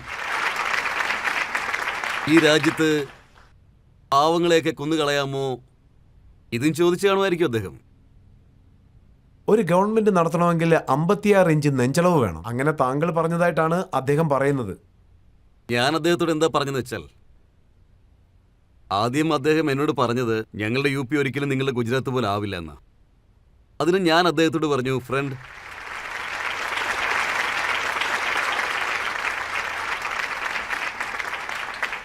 ഗുജറാത്ത് ഭരിക്കണം എന്നുണ്ടെങ്കിൽ നിങ്ങളുടെ നെഞ്ചിന് 56 ഇഞ്ച് വീതി വേണം. അതിനുശേഷം ഞാൻ അദ്ദേഹത്തോട് പറഞ്ഞത്, ഗുജറാത്ത് സൃഷ്ടിക്കണമെങ്കിൽ ആവശ്യമായത് 24 മണിക്കൂറും 365 ദിവസവും ഇലക്ട്രിസിറ്റി. ഒരു പുതിയ ഗുജറാത്തിനെ സൃഷ്ടിക്കണമെന്നുണ്ടെങ്കിൽ ഈ ഗുജറാത്തിലെ എല്ലാ വീടുകളിലും കുഴൽക്കിണർ വഴി കുടിവെള്ളം. പുതിയ ഗുജറാത്തിനെ സൃഷ്ടിക്കണമെന്നുണ്ടെങ്കിൽ 99% ഗ്രാമങ്ങളിലും പുതിയ നല്ല റോഡുകൾ. അത് അത്യാവശ്യമാണ്. ഞാൻ പറഞ്ഞു, ഫ്രണ്ട്, നിന്നെക്കൊണ്ട് ഇതിനൊന്നും കഴിയില്ല. നിങ്ങൾ ജാതി മത ഭേദമന്യുള്ള രാഷ്ട്രീയം നടത്ത്, അതിനപ്പുറം ഒന്നിനും പക്ഷേ കഴിയില്ല. രാഹുൽ ഗാന്ധി എന്താണ് പറയുന്നതെന്ന് വെച്ചാൽ താങ്കൾ ഗുജറാത്തിൽ ഒരു ഇമേജ് ക്രിയേറ്റ് ചെയ്തിരിക്കുന്നു എന്ന്. ഇലക്ട്രിസിറ്റി, വെള്ളം, ഡെയിലി വേജസ്, ഇത് മാർക്കറ്റിംഗ് ചെയ്താണ് ഉണ്ടാക്കിയിരിക്കുന്നതെന്ന്. ശരി, അത് അങ്ങനെ തന്നെ ഇരിക്കട്ടെ. ഞാൻ ഡൽഹിയിൽ വന്ന് മാർക്കറ്റിംഗ് ചെയ്തോളാം, ബംഗാളിൽ പോയി മാർക്കറ്റിംഗ് ചെയ്തോളാം, അസമിൽ പോയി ചെയ്തോളാം, അങ്ങനെ പലയിടത്തും നടത്താം. പക്ഷേ ഈ ഗുജറാത്തിലെ ജനങ്ങളുടെ മുന്നിൽ ഈ മാർക്കറ്റിങ്ങിൻ്റെ ആവശ്യമൊന്നുമില്ലല്ലോ. കാരണം അവർ കണ്ണുണ്ടി കണ്ടുകൊണ്ടിരിക്കുകയാണ്. ഞാൻ അദ്ദേഹത്തോട് പറഞ്ഞു, ഞാൻ റോഡ് ഉണ്ടാക്കിയിട്ടുണ്ട്. അഥവാ അവിടെ റോഡില്ലെങ്കിൽ ഗുജറാത്തിലെ ജനങ്ങൾ എനിക്ക് വോട്ട് ചെയ്യൂ? ഒരിക്കലും ചെയ്യില്ല. ഞാൻ അവരുടെ അടുത്ത് പോയിട്ട് ഞാൻ കൃഷി ചെയ്യുന്നു എന്ന് പറഞ്ഞാൽ ആ നിമിഷം തന്നെ ഗുജറാത്തിലെ ആൾക്കാർ പറയും മോഡി കള്ളം പറയുന്നെന്ന്. അതുകൊണ്ട് ഇങ്ങനെ സംഭവിക്കാതിരുന്നാൽ 2002 മോദി അധികാരത്തിലെത്തില്ലായിരുന്നു, 2005 ജയിക്കില്ലായിരുന്നു, 2007 ജയിക്കില്ലായിരുന്നു, 2004 പാർലമെന്റിലേക്ക് മോദി ജയിക്കില്ലായിരുന്നു, 2009 പാർലമെന്റിലേക്ക് ജയിച്ചു വരില്ലായിരുന്നു. ഒരു ഇലക്ഷനിൽ പോലും ഞങ്ങളിതുവരെ തോറ്റിട്ടില്ല. അതുമാത്രമല്ല, ഡെവലപ്മെന്റ് എന്ന മുദ്രാവാക്യം വെച്ചാണ് ഞാൻ ഗുജറാത്തിൽ നിന്നും മത്സരിച്ചത്. ഇന്ന് നാട്ടില് ഇപ്പോൾ പോലും ഡെവലപ്മെന്റ് എന്ന മുദ്രാവാക്യം വെച്ചുകൊണ്ട് മാത്രമാണ് ഈ ഇലക്ഷനിൽ ജയിക്കുന്നത്. പക്ഷെ മറ്റു പാർട്ടികളൊക്കെ ഓടി രക്ഷപ്പെടുകയാണ്. ഡെവലപ്മെന്റ് എന്ന പേരും പറഞ്ഞ് വോട്ട് ചോദിക്കാനുള്ള ധൈര്യം അവർക്കില്ല. കാരണം അവർക്കറിയാം ഇത് വലിയ ഉത്തരവാദിത്തമാണ്, മറുപടി പറയേണ്ടതല്ലേ. പക്ഷേ ഞാൻ 2001 ഗുജറാത്തിൽ പോയപ്പോൾ ആളുകളൊക്കെ എന്നെ കാണാൻ വന്നു. ഒരുപാട് വർഷങ്ങൾക്ക് ശേഷമാണ് ഞാൻ ഗുജറാത്തിലേക്ക് പോകുന്നത്. കാരണം എനിക്ക് അവിടെ ആരും ഇല്ലല്ലോ. മുഖ്യമന്ത്രി ആകുന്നതിന് മുമ്പ് ഞാൻ ആ ചേംബർ പോലും കണ്ടിട്ടുണ്ടായിരുന്നില്ല. ഒരു MLA പോലും ആയിട്ടില്ല. സ്കൂൾ ടീച്ചർ ഇലക്ഷനിൽ പോലും ഞാൻ നിന്നിട്ടില്ല. ചുരുക്കം പറഞ്ഞാൽ അവിടെ പുതിയ കാര്യങ്ങൾ പഠിക്കാൻ വന്ന ആളുകൾ എന്നെ കാണാൻ വന്നിരുന്നു. അവർ പറഞ്ഞു, മോദിജി ഒന്നും ചെയ്താലും ചെയ്തില്ലെങ്കിലും കുറഞ്ഞ പക്ഷം രാത്രിയിൽ ആഹാരം കഴിക്കുന്ന സമയത്ത് വീട്ടിൽ കറണ്ട് വേണം, അതൊന്ന് ചെയ്യൂ. അതായത് ആ സമയത്ത് ഗുജറാത്തിൽ രാത്രി ആഹാരം കഴിക്കുമ്പോൾ പോലും കറണ്ട് ഉണ്ടാവില്ലായിരുന്നു. ഇന്ന് 24 മണിക്കൂറും 365 ദിവസവും അവിടെ കറണ്ട് കിട്ടുന്നുണ്ട്. ഈ കാര്യങ്ങളൊന്നും മാർക്കറ്റിങ്ങിൽ കൂടി കിട്ടുന്ന കാര്യങ്ങളൊന്നുമല്ല. അവരുടെയൊക്കെ വീട്ടിൽ സ്വിച്ച് ഓൺ ചെയ്ത് ബൾബ് കത്തുമ്പോൾ അവർ പറയും മോദി പറഞ്ഞതൊക്കെ ചെയ്തെന്ന്. പക്ഷേ ഇതും സത്യമല്ലേ? ഗുജറാത്തിന്റെ പ്രൊമോഷന് വേണ്ടി, മാർക്കറ്റിങ്ങിന് വേണ്ടി താങ്കൾ അമിതാഭ് ബച്ചനെ കൂട്ടിക്കൊണ്ടുവന്നു. അതെന്തോ ശരിയാണ്. അമിതാഭ് കോൺഗ്രസിലുണ്ടായിരുന്നു, അതിനുശേഷം സമാജ്വാദി പാർട്ടിയിലുണ്ടായിരുന്നു. നോക്ക്, മോദിയും മറ്റൊരാളും തമ്മിൽ എന്താണ് വ്യത്യാസം? ഇതാണ് കാര്യം. അദ്ദേഹം മുലായം സിംഗിന്റെ വളരെ അടുത്ത ആളാണ്. അയാളും UP-കാരനാണ്. ഉത്തർപ്രദേശിനോട് വളരെയധികം അടുപ്പമുണ്ട്. പക്ഷേ മുലായം സിംഗ് അദ്ദേഹത്തിന് എന്ത് ജോലിയാണ് കൊടുത്തത്? അദ്ദേഹം കവിത ചൊല്ലി UP ആണ് ബെസ്റ്റ്, ബാക്കിയെല്ലാം വേസ്റ്റ് എന്ന്. അതെ, പക്ഷെ അദ്ദേഹം തന്നെ വേസ്റ്റായി. അമിതാഭ് ബച്ചനെ നമ്മൾ എങ്ങനെയാണ് ഉപയോഗിക്കേണ്ടത്? അതിന് തലച്ചോറ് വേണം. ഞാൻ എങ്ങനെയാണ് ഉപയോഗിച്ചതെന്ന് അറിയൂ? ഞാൻ ഗുജറാത്തിനെ പറ്റി എടുത്തു പറഞ്ഞു. അദ്ദേഹം ഒരിക്കലും ഗുജറാത്തിനെ പുകഴ്ത്തി പറയാറില്ല. അദ്ദേഹം മരുഭൂമികളെ കുറിച്ചൊക്കെ സംസാരിച്ചു, ഹാൻഡിക്രാഫ്റ്റിനെ കുറിച്ചൊക്കെ സംസാരിച്ചു, അവിടെയുള്ള ജീവിത രീതികളെക്കുറിച്ച് സംസാരിച്ചു. അപ്പോൾ ഇങ്ങനെ ഒരു ലക്ഷ്യം എൻ്റെ ഉള്ളിലുള്ളപ്പോൾ അത് തന്നെയാണ് എൻ്റെ ജോലിയാവുന്നതും. അതുകൊണ്ടാണ് അമിതാഭ് ബച്ചനെ പ്രയോജനപ്പെടുത്തിയത്. അല്ലെങ്കിൽ ഞാനും അദ്ദേഹത്തിന് കൂടെ നിന്നൊരു ഫോട്ടോ എടുക്കും, എന്നിട്ടത് രാഷ്ട്രീയപരമായി ഉപയോഗിക്കാം. പക്ഷെ ഞാൻ ചെയ്തില്ല. ഗുജറാത്തിൻ്റെ നന്മയ്ക്ക് വേണ്ടി അമിതാഭ് ബച്ചനെ കൊണ്ട് എനിക്ക് എന്തൊക്കെ ചെയ്യാൻ കഴിയുമോ അതാണ് ഞാൻ ചെയ്തത്. അതിനുശേഷം കഴിഞ്ഞ 5 വർഷങ്ങളായി അദ്ദേഹം എന്നോട് ജോലി ചെയ്യുന്നു. പക്ഷേ ഈ നിമിഷം വരെ ഗുജറാത്തിൻ്റെ പൊളിറ്റിക്കൽ സ്റ്റേറ്റ്മെന്റ് കൊടുത്തിട്ടില്ല. അതുപോലെ അദ്ദേഹത്തിൻ്റെ പേര് ഞാൻ രാഷ്ട്രീയത്തിന് വേണ്ടി ഉപയോഗിച്ചിട്ടുമില്ല. ഞങ്ങൾ ആ റിലേഷൻ ബാലൻസ്ഡായിട്ട് തന്നെ സൂക്ഷിക്കുന്നു. മറ്റൊരു കാര്യം കൂടി, ഇക്കാര്യം എല്ലാവരോടും പറയാൻ ഞാൻ ആഗ്രഹിക്കുന്നു. ഞാൻ അദ്ദേഹത്തിൻ്റെ അടുത്ത് ഈ പ്രൊപ്പോസൽ വെച്ചപ്പോൾ ഗുജറാത്തിൻ്റെ ടൂറിസത്തെ പ്രൊമോട്ട് ചെയ്യണം, ഹെൽപ്പ് ചെയ്യണമെന്ന് പറഞ്ഞു. അദ്ദേഹം പറഞ്ഞു, മോദി സർ, എൻ്റെ ശബ്ദം, എൻ്റെ മുഖം ഞാൻ താങ്കൾക്ക് തരാം, താങ്കൾ അത് പ്രയോജനപ്പെടുത്തുക. അതിനുശേഷം എൻ്റെ ഓഫീസ് അദ്ദേഹത്തോട് സംസാരിച്ചു. അദ്ദേഹം പറഞ്ഞു, ഞാൻ മോദിജിക്ക് വാക്ക് കൊടുത്തിരിക്കുകയാണ്, എനിക്ക് 1 രൂപ പോലും വേണ്ട എന്ന്. ഈ ഒരു കാര്യത്തിന് വേണ്ടിയിട്ട് അദ്ദേഹം 1 രൂപ പോലും വാങ്ങിയിട്ടില്ല. ഗുജറാത്തിൻ്റെ ടൂറിസം ജോലിയൊക്കെ അദ്ദേഹം നോക്കുന്നു, പക്ഷേ അതിനുവേണ്ടി 1 രൂപ പോലും വാങ്ങിയിട്ടുമില്ല. ഈ കാര്യത്തിന് ഞാൻ അദ്ദേഹത്തിന് മനസ്സോട് നന്ദി പറയുക. ഞങ്ങൾ കരുതി ഗുജറാത്ത് ഗവൺമെന്റിന്റെ അടുത്തുനിന്ന് ധാരാളം പണം അദ്ദേഹം സമ്പാദിക്കുന്നുണ്ടെന്ന്. ഇല്ലില്ല, ഇത് തന്നെയാണ്. ഇതാണ് നിങ്ങൾ മനസ്സിലാക്കേണ്ടതും. ഞാനൊരു അഹമ്മദാബാദുകാരനാണ്. അഹമ്മദാബാദിലെ ജനങ്ങളുടെ കാര്യം പറയുകയാണെങ്കിൽ ഞങ്ങൾ സിംഗിൾ ഫെയറിൽ ഡബിൾ ജേർണി ചെയ്യുന്ന ആൾക്കാരാണ്. ഞങ്ങളങ്ങനെ പെട്ടെന്ന് കാശെടുത്ത് കൊടുക്കുന്ന ആൾക്കാരല്ല. അതുതന്നെയാണ് ഞങ്ങൾ അഹമ്മദാബാദുകാരുടെ ഗുണവും. അഹമ്മദാബാദുകാരനായ മോഡി അമിതാഭ് ബച്ചൻ. അങ്ങനെയാണെങ്കിൽ താങ്കൾ വ്യവസായികൾക്ക് വളരെ കുറഞ്ഞ റേറ്റിൽ നിലങ്ങൾ നൽകുന്നതായിട്ടൊന്ന് കേട്ടു. അതിനെക്കുറിച്ച്? ടാറ്റയ്ക്ക് കൊടുത്തു, അദാനിക്ക് കൊടുത്തു, അംബാനിക്ക് കൊടുത്തു. ഈ കുറ്റാരോപണങ്ങളെല്ലാം രാഷ്ട്രീയത്തിന് വേണ്ടി മാത്രം പറയുന്ന നമ്മുടെ കോൺഗ്രസ് സുഹൃത്തുക്കളുണ്ടല്ലോ, നേരത്തെ ആ 10,000 കോടിയുടെ കാര്യം പറഞ്ഞില്ലേ, അതും അവർ ആരോപണമായിട്ട് ഉന്നയിക്കും. ഇന്ത്യൻ ഗവൺമെന്റ് കിടന്ന് ഉറങ്ങുകയാണെന്നാണോ ഇവർ വിചാരിക്കുന്നത്? ഒരു മുഖ്യമന്ത്രി ഇങ്ങനെയുള്ള കാര്യങ്ങളൊക്കെ കാണിച്ചാൽ അയാളെ വെറുതെ വിടുമെന്ന് വിചാരിക്കുന്നുണ്ടോ? ഒരു സ്റ്റേറ്റിന് അങ്ങനെയൊക്കെ കാണിക്കാൻ പറ്റുമോ? അതെങ്ങനെ കാണിക്കാൻ പറ്റും? അതെന്താണെന്ന് മനസ്സിലാവുന്നത് ഞാൻ വ്യക്തമാക്കി തരാം. ഇവന്മാർക്ക് അഴിച്ചു മാറ്റാൻ പോലും അറിയില്ല. രണ്ടാമത്, ഗുജറാത്ത് സ്റ്റേറ്റിനെ സംബന്ധിച്ചിടത്തോളം സുപ്രീം കോർട്ട് വളരെ പ്രമാദമായ ഒരു റിപ്പോർട്ട് തന്നിട്ടുണ്ട്. സുപ്രീം കോർട്ട് തന്നെ പറഞ്ഞു, ഈ ഭൂമി കൊടുക്കുന്ന കാര്യമാണെങ്കിലും ഭൂമി ഉപയോഗിക്കുന്ന കാര്യമാണെങ്കിലും ശരി, ഗുജറാത്തിൻ്റെ പോളിസി വളരെ ഉത്തമമാണ്. രാജ്യത്തിൻ്റെ മറ്റ് സ്റ്റേറ്റുകളും ഈ മോഡൽ സ്വീകരിക്കണം. ഇത് സുപ്രീം കോടതി പറഞ്ഞ കാര്യമാണ്. ഇനി മൂന്നാമത്തേത്, നേരത്തെ പറഞ്ഞില്ലേ നേനോയ്ക്ക് ഭൂമി കൊടുത്ത കാര്യം. നേനോയ്ക്ക് 1 ഇഞ്ച് ഭൂമി പോലും ഗവൺമെന്റ് കൊടുത്തിട്ടില്ല. 1 ഇഞ്ച് ഭൂമി പോലും കർഷകർക്കിട്ടേന്ന് വാങ്ങിക്കൊടുത്തിട്ടില്ല. കൃഷിക്കാരുടെ ഭൂമി നിർബന്ധിച്ച് വാങ്ങിയതായിട്ടാണ് പറഞ്ഞു വരുന്നത്. ഇവർക്ക് ഒന്നും അറിയില്ല, വെറുതെ ഇങ്ങനെ പുലമ്പിക്കൊണ്ടിരിക്കുക. ഞാൻ പറഞ്ഞ സുപ്രീം കോടതി കേൾക്കൂ. മറ്റൊരു കാര്യം കൂടിയുണ്ട്. മാർക്കറ്റ് റേറ്റിനേക്കാളും അധിക വിലയ്ക്കാണ് ഈ ഭൂമി വാങ്ങിക്കൊടുത്തത്. പിന്നെ മറ്റൊന്ന്, ഈ ഗുജറാത്ത് സ്റ്റേറ്റ് ഒരു പോളിസി ഡ്രിവൻ സ്റ്റേറ്റ് ആണ്. റൂൾസ് എഴുതപ്പെട്ടിരിക്കുന്നു. നിങ്ങൾ ആരെങ്കിലും പോവുകയാണെങ്കിൽ നിങ്ങൾക്കും അതേ ലാഭം തന്നെ കിട്ടും. ഹിന്ദുസ്ഥാനിലെ ഏറ്റവും വലിയ പണക്കാരൻ എന്താണോ ലഭിക്കുന്നത് അത് തന്നെ കിട്ടും. പക്ഷേ രാഹുൽ ഗാന്ധി എന്താണ് പറയുന്നതെന്ന് വെച്ചാൽ ഗുജറാത്തിന്റെ കാര്യങ്ങൾ പുറത്തേക്ക് വരില്ല, കാരണം അവിടെ RTI ഇല്ലെന്ന്. ഈ വലിയ അധികാരം ജനങ്ങൾക്ക് അദ്ദേഹമാണ് നൽകിയതെന്ന്. നോക്കൂ, ദിവസവും രാവും പകലും ഇത് തന്നെയാണ് പറഞ്ഞുകൊണ്ടിരിക്കുന്നത്. ആ നിയമം കൊടുത്തു, ഈ നിയമം കൊടുത്തു എന്നൊക്കെ. ശരി, ഇതിനൊരു മറുപടി തരൂ. നിങ്ങൾ നടപ്പിലാക്കിയ നിയമം കാശ്മീരിൽ ഫലപ്രദമായോ? RTI ആക്ട് കാശ്മീരിൽ നിലനിൽക്കുന്നുണ്ടോ? ആന്റി കറപ്ഷൻ ആക്ട് കാശ്മീരിലുണ്ടോ? ഇപ്പോൾ റൈറ്റ് ടു എഡ്യൂക്കേഷൻ കാശ്മീരിലുണ്ടോ? അതുകൊണ്ട് നിങ്ങൾ ആദ്യം നിങ്ങളുടെ ശരീരത്തിലുള്ള അഴുക്ക് നോക്കൂ, എന്നിട്ട് അടുത്തവനെ വൃത്തിയാക്കിയാൽ മതി. മറ്റൊരു കാര്യം, ഗുജറാത്തിൽ RTI ഉണ്ട്. ഗുജറാത്തിൽ RTIയുടെ അടിസ്ഥാനത്തിൽ ഫുൾ ഫ്ലഡ്ജിൽ ജോലി നടക്കുന്നു. അതുപോലെ തന്നെ ഗുജറാത്ത് RTIക്ക് എതിരായിട്ട് ഇതുവരെയായിട്ടും ഒരു റിപ്പോർട്ടും വന്നിട്ടില്ല. ഇവിടെ ജാതി രാഷ്ട്രീയം തല ഉയർത്തി നിൽക്കുകയാണ്. നമ്മൾ എപ്പോഴാണ് ഇതിൽ നിന്നൊന്ന് പുറത്തു കടക്കുക? ഇതിൽ പെട്ടിരിക്കുന്ന കാലം വരെയും രാജ്യം വികസിക്കാൻ പോകുന്നില്ല. ജാതി എന്ന കൊടും വിഷം സമൂഹത്തെ പൂർണ്ണമായി നശിപ്പിക്കും. നിങ്ങളുടെ ജാതി ഓർത്ത് നിങ്ങൾക്ക് അഭിമാനിക്കണം, അതിൽ തെറ്റില്ല. അത് നിങ്ങൾക്ക് ശക്തി നൽകും. പക്ഷെ മറ്റുള്ളവരെ വേർതിരിച്ച് കാണുന്നത് അത് വെറുപ്പുളവാക്കുകയുള്ളൂ. അതുകൊണ്ട് ആർക്കും നല്ലത് സംഭവിക്കാൻ പോകുന്നില്ല. നമ്മളാണ് ഇതിൽ നിന്ന് നമ്മുടെ നാടിനെ സംരക്ഷിക്കേണ്ടത്. പക്ഷേ താങ്കൾ വിഷവിത്ത് വിതയ്ക്കുന്നതായിട്ടാണ് സോണിയാഗാന്ധി പറയുന്നത്.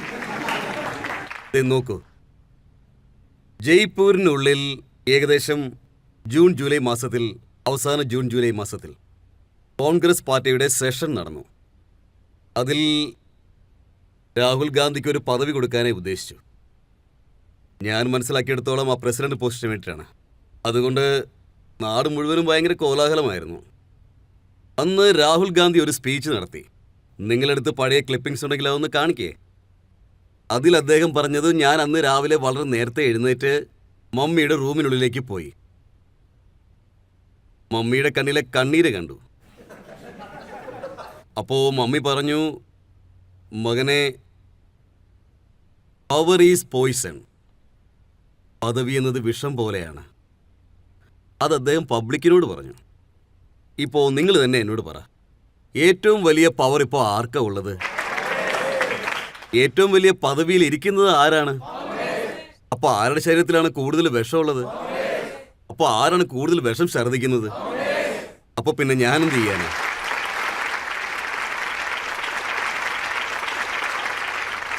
നമുക്ക് സത്യം എന്താണെന്ന് വെച്ചാൽ, ഇപ്പോഴുള്ള ഇലക്ഷൻ ക്യാമ്പയിൻ എന്താണെന്ന് വെച്ചാൽ, മൗലാന മദ്നി ഒരു നല്ല കാര്യം പറഞ്ഞു. നരേന്ദ്രമോദിയുടെ പേര് പറഞ്ഞ് മുസ്ലിങ്ങളെ പേടിപ്പിക്കുന്നെന്ന് അദ്ദേഹം പറയുന്നു. താങ്കൾ ഒത്തൊരുമയെക്കുറിച്ച് പറയുമ്പോൾ താങ്കളുടെ പേര് പറഞ്ഞ് ഈ ദേശത്തെ വിഭജിക്കാൻ ചിലർ ശ്രമിക്കുന്നു. എൻ്റെ പേരുകൊണ്ട് ഒന്നും തകരാൻ പോകുന്നില്ല. ഇങ്ങനെ സംസാരിക്കുന്ന ആൾക്കാരാണ് നാട് നശിപ്പിക്കാൻ പോകുന്നത്. അവർ പറഞ്ഞുകൊണ്ടിരുന്ന ആ കാര്യം ഇപ്പൊ തിരിച്ചു പറഞ്ഞുകൊണ്ടിരിക്കുക. മോദി തകർക്കുന്നു എന്നല്ല ഞങ്ങൾ പറഞ്ഞത്. ആരാണോ പറഞ്ഞത് അവർ തകർക്കുന്നു എന്നാണ് ഇപ്പൊ പറയുന്നത്. അദ്ദേഹം പറയുന്നു നരേന്ദ്രമോദിയുടെ പേര് പറഞ്ഞ് മുസ്ലിങ്ങളെ പേടിപ്പിക്കാമെന്ന്. മുസ്ലിങ്ങൾ പേടിക്കുന്ന അളവിന് അങ്ങനെ മോദിയുടെ അടുത്ത് എന്താ ഉള്ളത്? ഗുജറാത്തിൽ മോഡി എന്ന് പറയുമ്പോൾ മുസ്ലിങ്ങൾ പേടിക്കുകയല്ല, പകരം ഉത്സാഹത്തോടെ എഴുന്നേറ്റ് വന്ന് ജോലി ചെയ്യുന്നതാണ് ഞാൻ കണ്ടത്.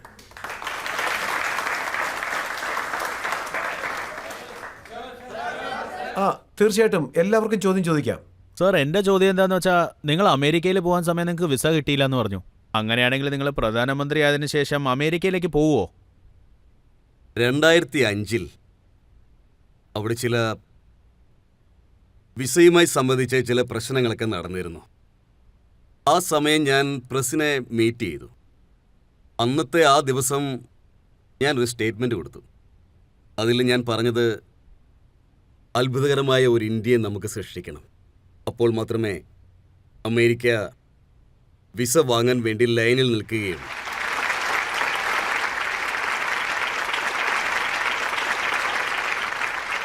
അമേരിക്കയിലുള്ള പോൾ ഒരിക്കൽ താങ്കളെ കാണാൻ വേണ്ടി വന്നു.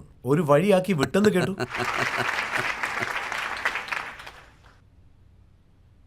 ഏതാണ് കറക്റ്റ് എന്ന് നിങ്ങൾ തന്നെ കണ്ടുപിടിക്കുക. നിങ്ങളൊക്കെയല്ലേ നല്ലപോലെ ജോലി ചെയ്യുന്ന ആൾക്കാർ. ഇപ്പോഴൊരു ബ്രേക്ക് എടുക്കാം. ബ്രേക്കിന് ശേഷം ആപ്കി അദാലത്തിൽ നരേന്ദ്രമോദിയും അദ്ദേഹത്തിന്റെ പേരിലുള്ള കുറ്റാരോപണങ്ങളും.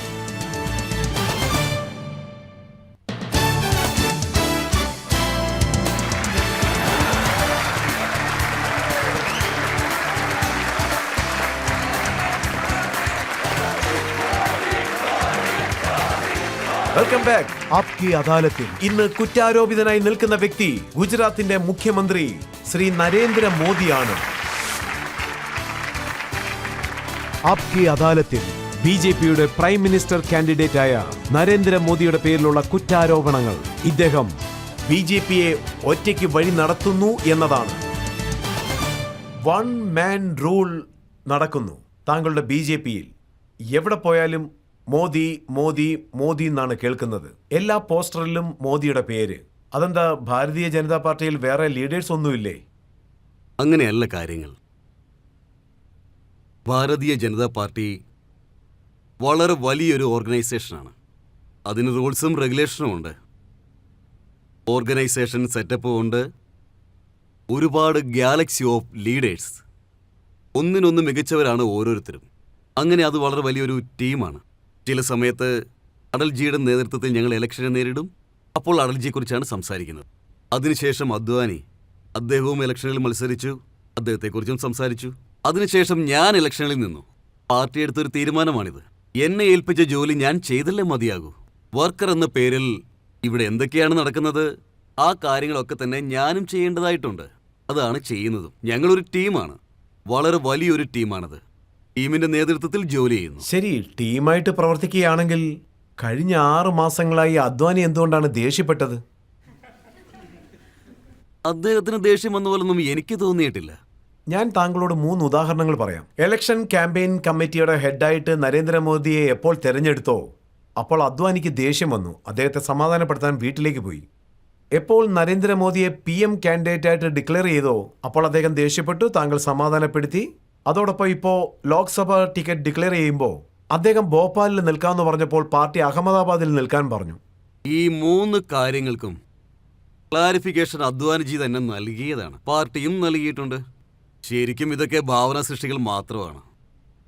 എന്നാണോ ഗോവയുടെ കാര്യത്തിൽ തീരുമാനമായത് അന്ന് തന്നെ ഫോണിലൂടെ എനിക്ക് ആശീർവാദം നൽകി. അദ്ദേഹത്തിന് അന്ന് ശരീരത്തിന് സുഖമില്ലായിരുന്നു. അദ്ദേഹം അതുകൊണ്ട് ഗോവയിൽ വന്നില്ല. പക്ഷേ ഇതൊക്കെ മസാലയൊക്കെ ചേർത്ത് സൂപ്പർ ന്യൂസാക്കി കാണിച്ചു. ശരി, ജസ്വന്ത് സിംഗ് ഇപ്പോൾ ഒരു പുസ്തകം എഴുതിയിട്ടുണ്ടല്ലോ. മോദി എന്ന പേരിൽ ആരോ ഒരു ബുക്ക് എഴുതിയിട്ടുണ്ടെന്നും അതിനു മുൻപ് അദ്ദേഹം തന്നെയാണ് എഴുതിയിരിക്കുന്നത് ഈ അടുത്ത സമയം. പക്ഷെ അദ്ദേഹത്തിന് ടിക്കറ്റ് കൊടുത്തില്ല. ആ ടിക്കറ്റ് ഞാനല്ല കൊടുത്തത്. ഞാൻ ടിക്കറ്റ് കൊടുക്കുകയില്ല. സ്റ്റേറ്റ് ഇലക്ഷൻ കമ്മിറ്റി ഞങ്ങളുടെ റെക്കമെൻഡേഷൻ അയച്ചു. സെൻട്രൽ ഇലക്ഷൻ കമ്മിറ്റി അത് പരിഗണിക്കും. പിന്നെ അദ്ദേഹത്തിന്റെ മകൻ ഇപ്പോ അസംബ്ലിയിലേക്ക് നിൽക്കുകയും ചെയ്തു, ജയിക്കുകയും ചെയ്തു. ജസ്വന്ത് സിംഗിന്റെ മകൻ ഇപ്പോൾ ജയിച്ച ലോക്സഭയിലെ ഒരു MLA ആണ്. അല്ലാതെ നിങ്ങൾ പറയുന്ന പോലെ അല്ല. പാർട്ടിയിൽ അദ്ദേഹത്തിനോട് ആർക്കും യാതൊരു ദേഷ്യവുമില്ല. പക്ഷേ അതാണ് അദ്ദേഹം സത്യം. സങ്കടപ്പെട്ടത്. നിങ്ങൾ പറയുന്നത് ഇപ്പോൾ BJPയിൽ ഒരുപാട് MLA-മാരുണ്ട്. പക്ഷേ ടിക്കറ്റ് 500 പേർക്കല്ലേ കൊടുക്കാൻ പറ്റൂ. അപ്പോൾ പിന്നെ ദേഷ്യവും കുശുമ്പും കുന്നായ്മയൊക്കെ വരുന്നത് കാര്യങ്ങൾ സ്വാഭാവികം. കൈവിട്ടു പോവുകയാണ്. രാഹുൽ ഗാന്ധി പോലും സങ്കടപ്പെട്ടിരിക്കുക. ഇന്നാണ് അദ്ദേഹത്തിന്റെ സ്പീച്ച് ഞാൻ കേട്ടത്. അദ്ദേഹം പറയുന്നു, വലിയ വലിയ ലീഡേഴ്സ് അദ്വാനി, ജസ്വന്ത് സിംഗ് ഇവരെയൊക്കെ നരേന്ദ്രമോദി സൈഡാക്കിയെന്ന്. ഒന്നാമത്തെ കാര്യം എന്താന്ന് വെച്ചാൽ ഈ ആൾക്കാരൊക്കെ ഉണ്ടല്ലോ, ഇവരെല്ലാവരും ഇതിനു മുൻപ് മോദിയുടെ വിരൽ പിടിച്ച് നടന്ന ആൾക്കാരാണ്. അതുപോലെ ഇപ്പോഴും ഈ ആൾക്കാരൊക്കെ ഉണ്ടല്ലോ, അവരുടെ കാലടികളിൽ ഇരുന്നു കൊണ്ട് ഞാൻ ജീവിതത്തെക്കുറിച്ചുള്ള പല കാര്യങ്ങളും പഠിച്ചുകൊണ്ടിരിക്കുക. ഈ പറയുന്നവരുണ്ടല്ലോ, അവർക്ക് ഈ ഭാരതീയ ജനതാ പാർട്ടിയുടെ ചരിത്രം എന്താണെന്ന് അറിയില്ല. ഭാരതീയ ജനതാ പാർട്ടി എങ്ങനെയാണ് പ്രവർത്തിക്കുന്നതെന്നും അറിയില്ല. പിന്നെ അവരെന്തിനാണ് ഈ ആരോപണങ്ങൾ നടത്തുന്നതെന്ന് വെച്ചാൽ ശ്രദ്ധിച്ചാൽ നിങ്ങൾക്ക് തന്നെ മനസ്സിലാവും സീതാറാം കേസിയുടെ അവസ്ഥ എന്താണ്. അദ്ദേഹത്തെ ഓഫീസിൽ നിന്ന് ഒക്കെ എടുത്ത് നേരെ ഫുട്പാത്തിലേക്കാണ് വെച്ചിരിക്കുന്നത്. ഓൾ ഇന്ത്യ കോൺഗ്രസിന്റെ പ്രസിഡന്റാണ്. സോണിയ മേഡത്തിനെ അവിടെ ഇരുത്തണം. അവിടെ ഇതൊരു സാധാരണ സംഭവമാണ്. ചെറുപ്പം മുതൽ ഞാനത് കാണുന്നതാ. അവർക്ക് പുറത്ത് നടക്കുന്ന ഒരു കാര്യങ്ങളെപ്പറ്റി അറിയില്ല. പക്ഷെ ആ കൾച്ചർ ഇപ്പൊ BJPയിലും വന്നല്ലോ. മുക്താർ അബ്ബാസ് നഖ്വി ട്വീറ്റ് ചെയ്തിട്ടുണ്ട്, സാബിർ അലി പാർട്ടിയിലേക്ക് വന്നിരിക്കുന്നു, ഇനി ദാവൂദ് ഇബ്രാഹിമും വരുമെന്ന്. അത് പിന്നെ അവർക്ക് രണ്ടുപേർക്കും നടുവിൽ നടക്കുന്ന കാര്യമാണ്. അതങ്ങനെ തന്നെ ഇരിക്കട്ടെ. പാർട്ടിയിലുള്ള പല ലീഡേഴ്സും പറയുന്നത് എന്താണെന്ന് വെച്ചാൽ പാർട്ടിയിലുള്ള പലർക്കും നരേന്ദ്രമോദിയെ ഇഷ്ടമല്ലെന്ന്, പുറത്തുള്ളവർക്കാണ് ഇഷ്ടമെന്ന്. രാജ് താക്കറെ, താങ്കളുടെ ബന്ധം ശിവസേന ഉദ്ധവ് താക്കറെയുടെ കൂടാണ്. പക്ഷേ രാജ് താക്കറെ താങ്കളെ PM ആക്കാൻ റെഡിയായിട്ടിരിക്കുക. ഇതിനെപ്പറ്റി പറയുകയാണെങ്കിൽ ഇതിൻ്റെ ഒരു ആദ്യത്തെ പാർട്ടുണ്ട്. അത് നോക്കിയാൽ ജഡ്ജ്മെന്റ് ശരിയില്ലെന്ന് മനസ്സിലാവും. ഇന്ന് ഭാരതീയ ജനതാ പാർട്ടിയിൽ ശ്രേഷ്ഠന്മാരായ എത്രയോ വർക്കേഴ്സ് ജോലി ചെയ്യുന്നുണ്ട്. എൻ്റെ പാർട്ടിയിൽ എന്നെക്കാളും അനുഭവജ്ഞാനമുള്ളവരാണ്. പക്ഷേ അവരാണിപ്പോൾ എന്നെ തോളിലെടുത്തുകൊണ്ട് നടക്കുന്നത്.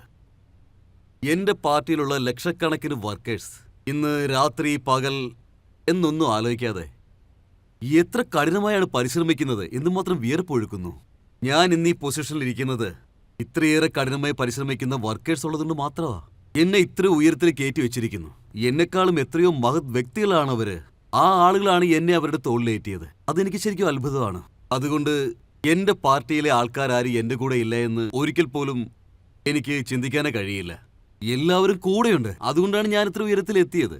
അവരില്ലായിരുന്നെങ്കിൽ എന്നെ നിങ്ങൾക്ക് പാതാളത്തിൽ പോലും കാണാൻ കഴിയില്ലായിരുന്നു. അതാണ് സത്യം. പിന്നെ മറ്റൊരു കാര്യം, നമ്മുടെ ഇന്ന് ഈ നാട്ടില് ഇവരൊക്കെ എന്തൊക്കെയോ പറഞ്ഞു നടക്കുന്നുണ്ട്. ഇനിയും ഒരുപാട് പറയും. പാർട്ടി വർക്കേഴ്സുമാരും പറയും. കുമാർ വിശ്വാസിനെ പറ്റി ഞാൻ കേട്ടത് താങ്കളുടെ പേരിൽ അദ്ദേഹം കവിതകൾ പാടുന്നെന്നും നരേന്ദ്രമോദി എൻ്റെ അടുത്ത് സംസാരിക്കുമെന്നും പറഞ്ഞു. ഇതും വളരെ ശരിയാണ്. ഞാൻ എല്ലാവരോടും നന്നായി സംസാരിക്കും. പക്ഷേ ഞാൻ ആരോടും അധികം സംസാരിക്കില്ലെന്നാണ് പറയുന്നത്. ശരിക്കും ആ പറഞ്ഞത് സത്യം തന്നെയാണ്. ഞാൻ എല്ലാവരോടും സംസാരിക്കും. കോൺഗ്രസിൽ നോക്കുകയാണെങ്കിൽ അവിടെ ക്രൈസിസ് ഒന്നുമില്ല. ആരാണ് ലീഡർ എന്ന് എല്ലാവർക്കും അറിയാം. ആരുടെ കമാൻഡാണ് കേൾക്കുന്നതെന്ന്. ഇത് തന്നെയാണ് കോൺഗ്രസിന്റെ ദുരന്തത്തിന്റെ കാരണം. ഈ പാർട്ടി നാടിനെ പൂജിക്കാതെ പാർട്ടിയിലുള്ള കുടുംബാംഗങ്ങളെയാണ് പൂജിക്കുന്നത്. ഇത് തന്നെയാണ് അവിടെ നാശത്തിന്റെ കാരണവും. മൻമോഹൻ സിംഗ് അദ്ദേഹം പറയുകയാണ് Rahul Gandhi has outstanding credentials to become prime minister. ഞാൻ അദ്ദേഹത്തിന്റെ നേതൃത്വത്തിൽ ജോലി ചെയ്യാൻ തയ്യാറാണെന്ന്.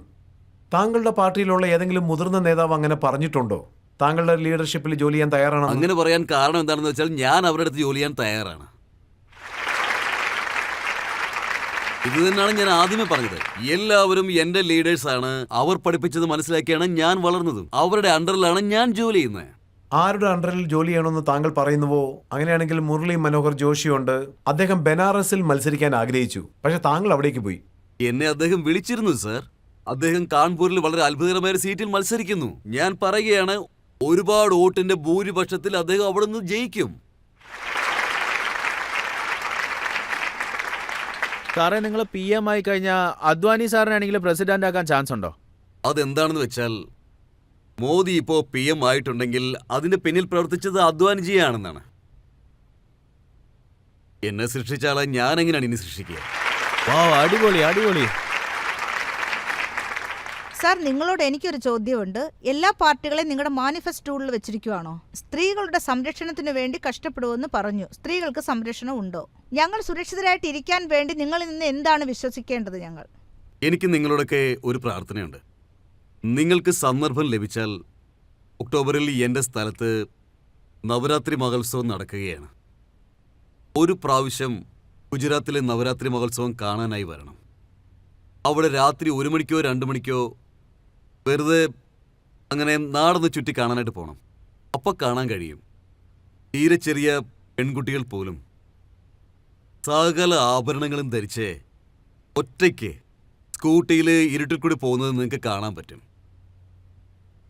ഇതെല്ലാം ഉറപ്പായും നടക്കും. നടത്തി കാണിച്ചിരിക്കും. ഇന്ന് മുലായം സിംഗ് യാദവ് പബ്ലിക് മീറ്റിംഗിൽ ഒരു സ്റ്റേറ്റ്മെന്റ് കൊടുത്തിട്ടുണ്ട്. അദ്ദേഹം പറയുന്നു, സ്ത്രീകളെ ബലാത്സംഗം ചെയ്യുന്ന കേസില്ലേ, അതെല്ലാം ചെറിയ ചെറിയ കുറ്റങ്ങളാണ്. അതുകൊണ്ട് ബലാത്സംഗം ചെയ്യുന്ന കേസുകളിൽ വധശിക്ഷ കൊടുക്കുന്നത് തെറ്റാണെന്ന്. ഞാൻ PM ആകുകയാണെങ്കിൽ ഈ നിയമം മാറ്റുമെന്നും അദ്ദേഹം പറയുന്നു. ഇതുപോലുള്ള ന്യൂസൊക്കെയാണ് നിങ്ങൾ ശേഖരിക്കുന്നതെങ്കിൽ അന്ന് മുംബൈയിൽ ഏറ്റവും വലിയ ടെററിസ്റ്റ് അറ്റാക്ക് നടന്ന സമയം അന്ന് കോൺഗ്രസിന്റെ ആഭ്യന്തരമന്ത്രി പറഞ്ഞത് എന്താണെന്ന് അറിയാവോ? ഇതുപോലുള്ള ചെറിയ സംഭവങ്ങളൊക്കെ നടക്കുക തന്നെ ചെയ്യും. അതൊരു മൈൻഡ് സെറ്റാണ്. അത് നമ്മുടെ നാടിനെ വളരെയധികം ആപത്തിലേക്ക് തള്ളിവിടും. ഈ സംഭവങ്ങളൊക്കെ കാണുമ്പോൾ നമുക്കൊരു വേദന ഉണ്ടാവില്ലേ? ശരി, ഓക്കെ. അതൊക്കെ ശരിയാക്കാനായിട്ട് പല കാര്യങ്ങളും ചെയ്യേണ്ടി വരും, പല ആൾക്കാരെയും പഠിപ്പിച്ചു കൊടുക്കേണ്ടി വരും. എന്നാലും നമുക്കെങ്ങനെയാണ് ഇൻസെൻസിറ്റീവായിട്ട് ഇരിക്കാൻ കഴിയുന്നത്? ഒരു നിമിഷത്തിന് വേണ്ടിയിട്ട് ആ പെണ്ണ് നിങ്ങളാണെന്നൊന്ന് ആലോചിച്ച് നോക്ക്. നിങ്ങൾക്കാണിത് സംഭവിച്ചെങ്കിൽ അപ്പോഴും നിങ്ങൾ ഇത് തന്നെ ആയിരിക്കുമോ പറയുക? ഇങ്ങനത്തെ ചെറിയ ചെറിയ കാര്യങ്ങൾ നടക്കുമെന്ന് പറയുമോ? ഒരു നിമിഷം ഒന്ന് ആലോചിച്ച് നോക്ക്. നിങ്ങൾ ഒരു പെൺകുട്ടിയാണ്. അല്ലെങ്കിൽ ഇങ്ങനെ ചിന്തിച്ചു നോക്ക്, നിങ്ങൾക്കൊരു മകളുണ്ട്, അവൾക്കാണ് ഇങ്ങനെ സംഭവിക്കുന്നെങ്കിൽ ഉറപ്പായും നിങ്ങൾ മാറിയിരിക്കും, നിങ്ങളുടെ ചിന്തകളും മാറിയിരിക്കും. നമ്മുടെ രാജ്യത്തിലെ ഓരോ പെൺകുട്ടിയും നമ്മുടെ മകളെ പോലെയാണ്. ഇത് 21st സെഞ്ച്വറിയാണ്, ഹൈ-ഫൈ സൊസൈറ്റി. പക്ഷെ നമ്മൾ എന്താണ് ഇവിടെ കേൾക്കുന്നത്?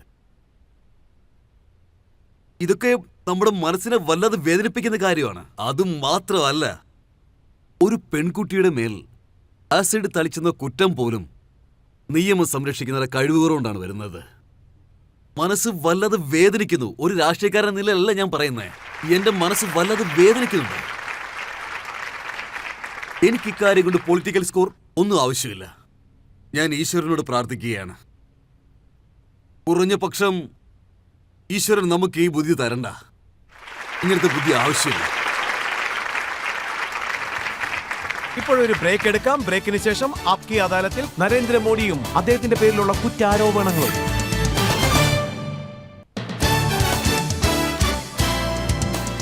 Welcome back.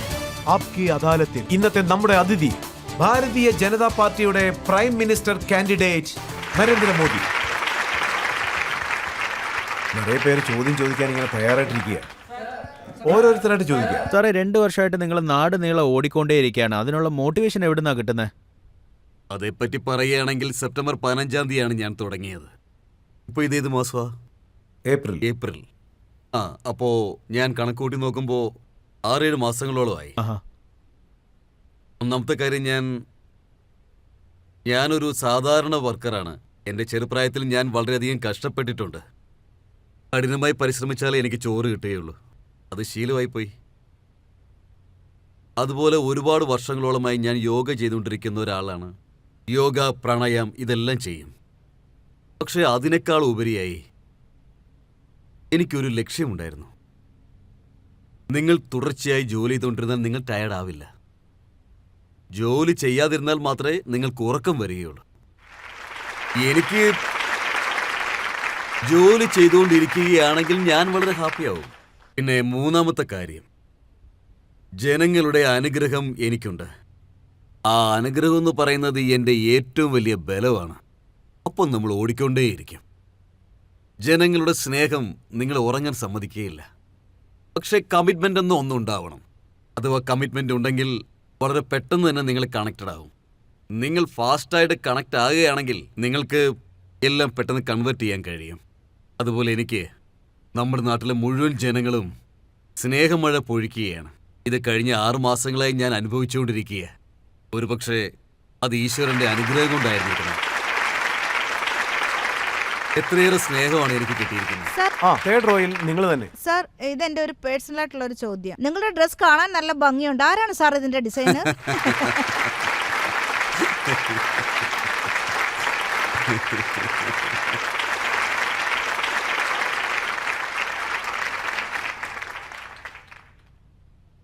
അതെന്താണെന്ന് വെച്ചാൽ, ഞാൻ ഇതുപോലെ വലിയൊരു സ്ഥലത്തിരിക്കുന്നതുകൊണ്ടാണ് ഇങ്ങനെയുള്ള കാര്യങ്ങളൊക്കെ സംഭവിക്കുന്നത്. പക്ഷേ റിയാലിറ്റി എന്താണെന്ന് ഞാൻ പറയാം. ഞാൻ വളരെ ചെറിയ പ്രായത്തിൽ തന്നെ വീട് വിട്ട് പോയ ആളാ. ഒരു ചെറിയ പെട്ടിയിലാണ് എനിക്കുള്ള തുണികളുണ്ടായിരുന്നത്. ഞാൻ ഏകദേശം 40-45 വർഷങ്ങളോളം നാടിന് വേണ്ടിയിട്ട് അവിടെ ഇവിടെയൊക്കെ അലഞ്ഞു നടന്നു. അതുമാത്രമല്ല, 40 വർഷങ്ങളോളം ഭിക്ഷ അയച്ചാണ് ഞാൻ ജീവിച്ചത്. ആളുകളിലൊക്കെ വീട്ടിൽ പോയി ഭിക്ഷ അയച്ച് ഞാൻ ജീവിക്കുമായിരുന്നു. അപ്പോൾ എൻ്റെ സാധനങ്ങളൊക്കെ വളരെയധികം കുറച്ചു. എൻ്റെ തുണികളൊക്കെ ഞാനാണ് കഴുകിയിരുന്നത്. തുണി കഴുകുമ്പോൾ ഒരുപാട് ബുദ്ധിമുട്ടുകൾ ഉണ്ടാവണ്ടെന്ന് ഞാൻ കരുതി. എനിക്കൊരു കുർത്ത ഉണ്ടായിരുന്നു ഇത്രയും നീളമുള്ളത്. എനിക്ക് തോന്നി ഈ കുർത്ത എൻ്റെ ശരീരത്തിൻ്റെ പല ഭാഗങ്ങളും കൈയടക്കുന്നതായിട്ട്. തുണി കഴുകാൻ ഒരുപാട് സമയമെടുക്കുന്നു. അതുപോലെ ബാഗിൽ വെക്കാൻ സൗകര്യക്കുറവോടെ ഞാനത് കട്ട് ചെയ്തു. അന്ന് മുതലാണ് ഞാനിങ്ങനെ ഹാഫ് സ്ലീവ് ഇടാൻ തുടങ്ങി. കഴിഞ്ഞ 25-30 വർഷങ്ങളോളമായി ഞാൻ ഇങ്ങനത്തെ ഡ്രസ്സാണ് ഇടാറുള്ളത്. മറ്റൊരു കാര്യം എന്താണെന്ന് വെച്ചാൽ, പല പ്രാവശ്യം ഞാൻ പറഞ്ഞിട്ടുള്ളതാ, എനിക്ക് വൃത്തി ഭയങ്കര ഇഷ്ടമാണ്, അച്ചടക്കം ഭയങ്കര ഇഷ്ടമാണ്. പിന്നെ ഈ കളർ കോമ്പിനേഷനൊക്കെ ഈശ്വരൻ തന്നതാണ്. അത് ഞാൻ എൻ്റെ സ്റ്റൈലിലേക്ക് അങ്ങ് മാറ്റി. പക്ഷേ ഈശ്വരൻ ഒരുപാട് കാര്യങ്ങൾ എനിക്ക് നൽകി. അങ്ങനെ നൽകിയ പല കാര്യങ്ങളും ഞാൻ ഫിറ്റായിരുന്നു.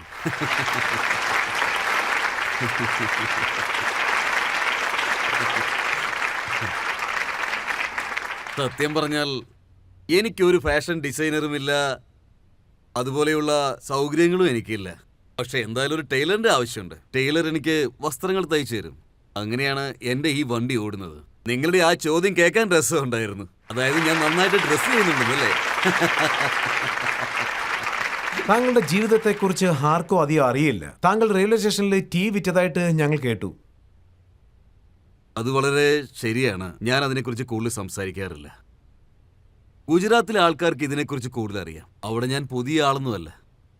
പക്ഷേ ഗുജറാത്തിന് പുറത്ത് ഈ കാര്യം എത്തിയാലുടൻ ഇത് പെട്ടെന്നങ്ങ് പരക്കുകയാണ്. ഇപ്പോഴത്തെ കാലത്ത് മീഡിയ വളരെ ഫാസ്റ്റായി മാറിയിരിക്കുക. അത് നമ്മുടെ പോക്കറ്റിൽ നിന്ന് എന്തെങ്കിലും താഴെ വീണാൽ പോലും പേപ്പറിൽ അത് ഹെഡ്ലൈനായി വരും. അങ്ങനെ ഈ കാര്യങ്ങളൊക്കെ നടക്കുന്ന സമയത്ത് ഞാനൊരു ദിവസം ഡൽഹി വരെ പോയി. അത് ഒക്ടോബർ മാസമാണെന്ന് എനിക്ക് തോന്നുന്നു. അന്ന് കോൺഗ്രസ്സുകാരൊക്കെ എന്നെ കണ്ടപാടെ ശകാരിക്കാനായി തുടങ്ങി. മോദി പണക്കാരുടെ ഏജന്റാണ്, ഇവൻ ശരിയാവത്തില്ല, അങ്ങനെ എന്തൊക്കെയോ പറഞ്ഞു. അവരുടെ ആ സംസാരം വല്ലാതെ എന്നെ വെറുപ്പിച്ചു. ഇവരോടൊരു കൈ നോക്കണമെന്ന് ഞാൻ അപ്പോഴാണ് തീരുമാനിച്ചേ. ഞാൻ ജീവിതത്തിൽ ആദ്യമായിട്ട് ഇവിടെ ഈ ഡൽഹിയിലെ രോഹിണിയിൽ ഒരു റാലി ഉണ്ടായിരുന്നു. ഇവരൊക്കെ എന്തിനാണ് ഇങ്ങനെ പറയുന്നതെന്ന് ഞാൻ ആലോചിക്കായിരുന്നു. എന്നെപ്പറ്റി പറയണമെന്ന് ഞാൻ ആഗ്രഹിച്ചു. അപ്പോൾ ഞാൻ പറഞ്ഞു, ഞാൻ റെയിൽവേ സ്റ്റേഷനിൽ ചായ വിറ്റ് ജീവിച്ച് വളർന്നയാളാണ്, നിങ്ങളെന്താ ഇങ്ങനെയൊക്കെ സംസാരിക്കുന്നത്? അതിൽ നിന്നാണ് ഈ കാര്യം പുറത്തു വന്നത്. അങ്ങനെ നോക്കിയാൽ ഇനിയും ഒരുപാട് കാര്യങ്ങൾ പുറത്ത് പറയാനുണ്ട്. എന്തിനാ പറയുന്നത്? ശരി, അപ്പം ഞാൻ തന്നെ പറഞ്ഞേക്കാം. കുട്ടിക്കാലത്ത് താങ്കൾ പല കുറുമ്പുകളും ചെയ്തിട്ടുണ്ടെന്ന് കേട്ടു. ആറ്റിലേക്ക് ചാടി ഒരു മുതലെ പിടിച്ച് വീട്ടിലേക്ക് കൊണ്ടുപോയെന്ന്. ഞാൻ കുസൃതി ആയിരുന്നെങ്കിൽ ഞാനൊരു സാഹസികനായി മാറുന്നു.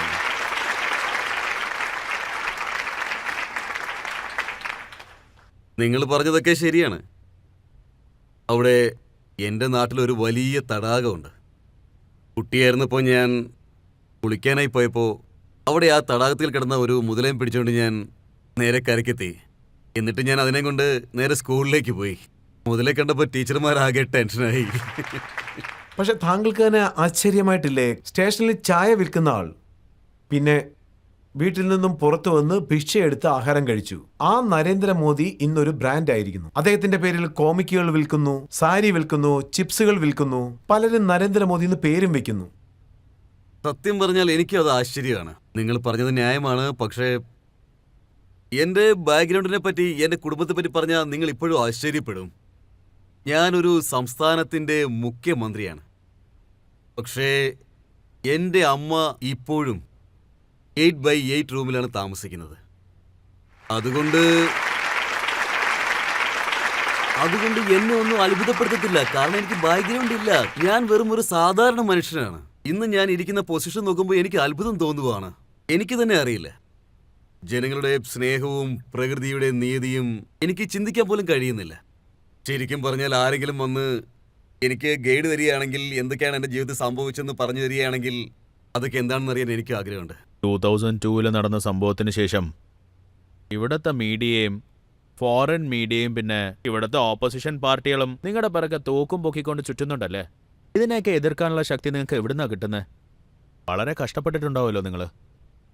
എവിടുന്നാ ശക്തി ഒരുപക്ഷെ കിട്ടിയത്? നിങ്ങൾ സത്യത്തെ ലക്ഷ്യമാക്കി യാത്ര ചെയ്താൽ ഉറപ്പായും നിങ്ങൾക്ക് ചിത്രപഥങ്ങളെയൊക്കെ നേരിടാനുള്ള ശക്തി ലഭിച്ചിരിക്കും. ഇതുവരെ എൻ്റെ എല്ലാ യാത്രയും സത്യത്തെ ലക്ഷ്യമാക്കിയായിരുന്നു. പ്രയാസങ്ങൾ ഇപ്പോഴും അനുഭവിക്കുന്നുണ്ട്. എങ്കിലും എൻ്റെ കഠിനമായ തപസ് കൊണ്ടായിരിക്കണം ഞാൻ എല്ലാ പ്രയാസങ്ങളിൽ നിന്നും രക്ഷപ്പെട്ടു പോകുന്നത്.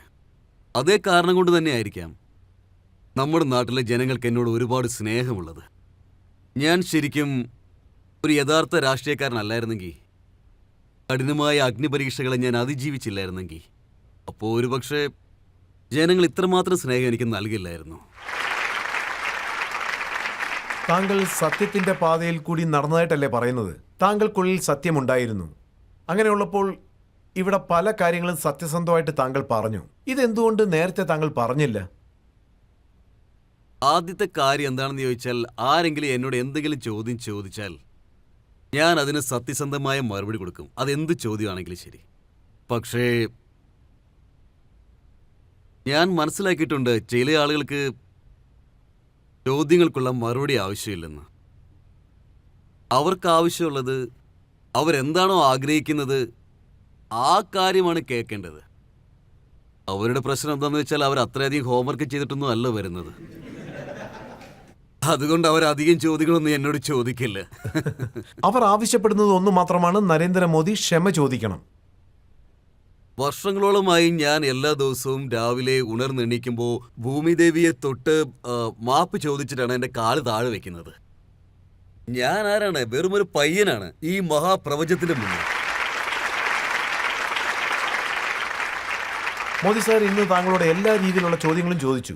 ഇത് ജനങ്ങൾ ചോദിക്കാൻ ആഗ്രഹിച്ച ചോദ്യങ്ങളാണ്, പല ലീഡേഴ്സും ചോദിക്കാൻ ആഗ്രഹിച്ച ചോദ്യങ്ങൾ.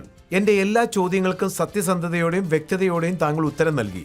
ഇപ്പൊ നമുക്കൊരു ബ്രേക്ക് എടുക്കാം. ബ്രേക്കിന് ശേഷം ആപ്കി അദാലത്തിൽ ഇന്ന് വന്നിരിക്കുന്ന ഡോക്ടർ പുഷ്പിത് പന്തിന്റെ ജഡ്ജ്മെന്റ് നമുക്ക് കേൾക്കാം.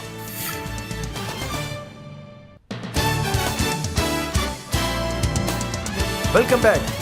ആപ്കി അദാലത്തിൽ ഇന്നൊരു വിചാരണ നടന്നിരിക്കുന്നു. അതിനുവേണ്ടി വന്നിരിക്കുന്നത് ഭാരതീയ ജനതാ പാർട്ടിയുടെ PM കാൻഡിഡേറ്റ് നരേന്ദ്രമോദി. നമ്മൾ നരേന്ദ്രമോദിയോട് ഇലക്ഷൻ ക്യാമ്പയിനിൽ ചുമത്തപ്പെട്ട ചോദ്യങ്ങൾക്ക് ഉത്തരം തേടി.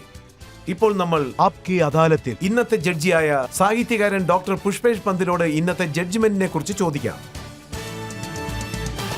ഇന്ന് ഇവിടെ നടന്ന ഈ വിചാരണയിൽ നമ്മൾ കുറേ ചോദ്യങ്ങൾ ചോദിച്ചു. ഈ നാട്ടിൽ കുറേ കാര്യങ്ങൾ നടന്നിട്ടുണ്ട്. പക്ഷേ ഈ ചെയറിലിരിക്കുന്നത് നമ്മുടെ മുഖ്യമന്ത്രിയാണ്.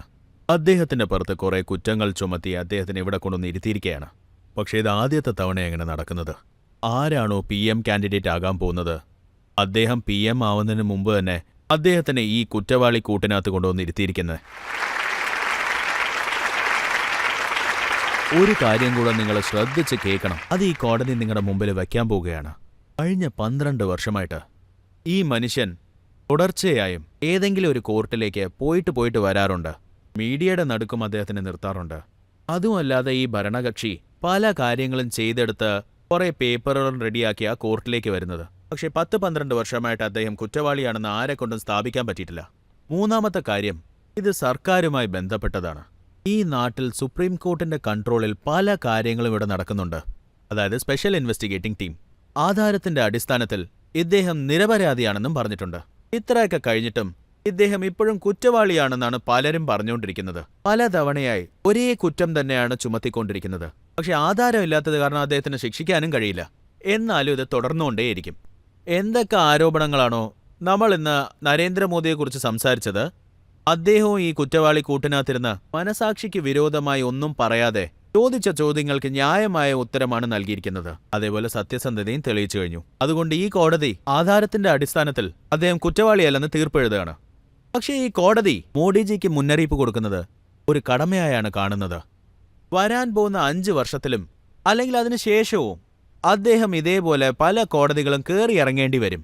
കാരണം ഈ നാട്ടിലുള്ള കോടിക്കണക്കിനുള്ള ജനങ്ങൾ അവരുടെ PMന്റെ കയ്യിൽ നിന്ന് പല കാര്യങ്ങൾക്ക് വേണ്ടി അവർ കാത്തുകൊണ്ടിരിക്കുന്നതാവും. കാരണം അവരുടെ സ്വപ്നം സാക്ഷാത്കരിക്കണ്ടേ. അതേപോലെ അദ്ദേഹം ഇലക്ഷൻ ടൈമിൽ കൊടുത്ത വാക്കുകൾ പൂർത്തീകരിച്ച് കാണിക്കണ്ടേ.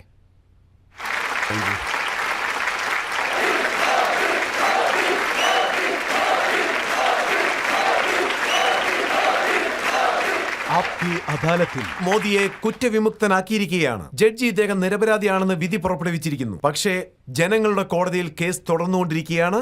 വളരെ വേഗം തന്നെ ഇലക്ഷൻ വരാൻ പോകുന്നു. ജനങ്ങളാണ് യഥാർത്ഥ വിധി പ്രസ്താവിക്കാൻ പോകുന്നത്.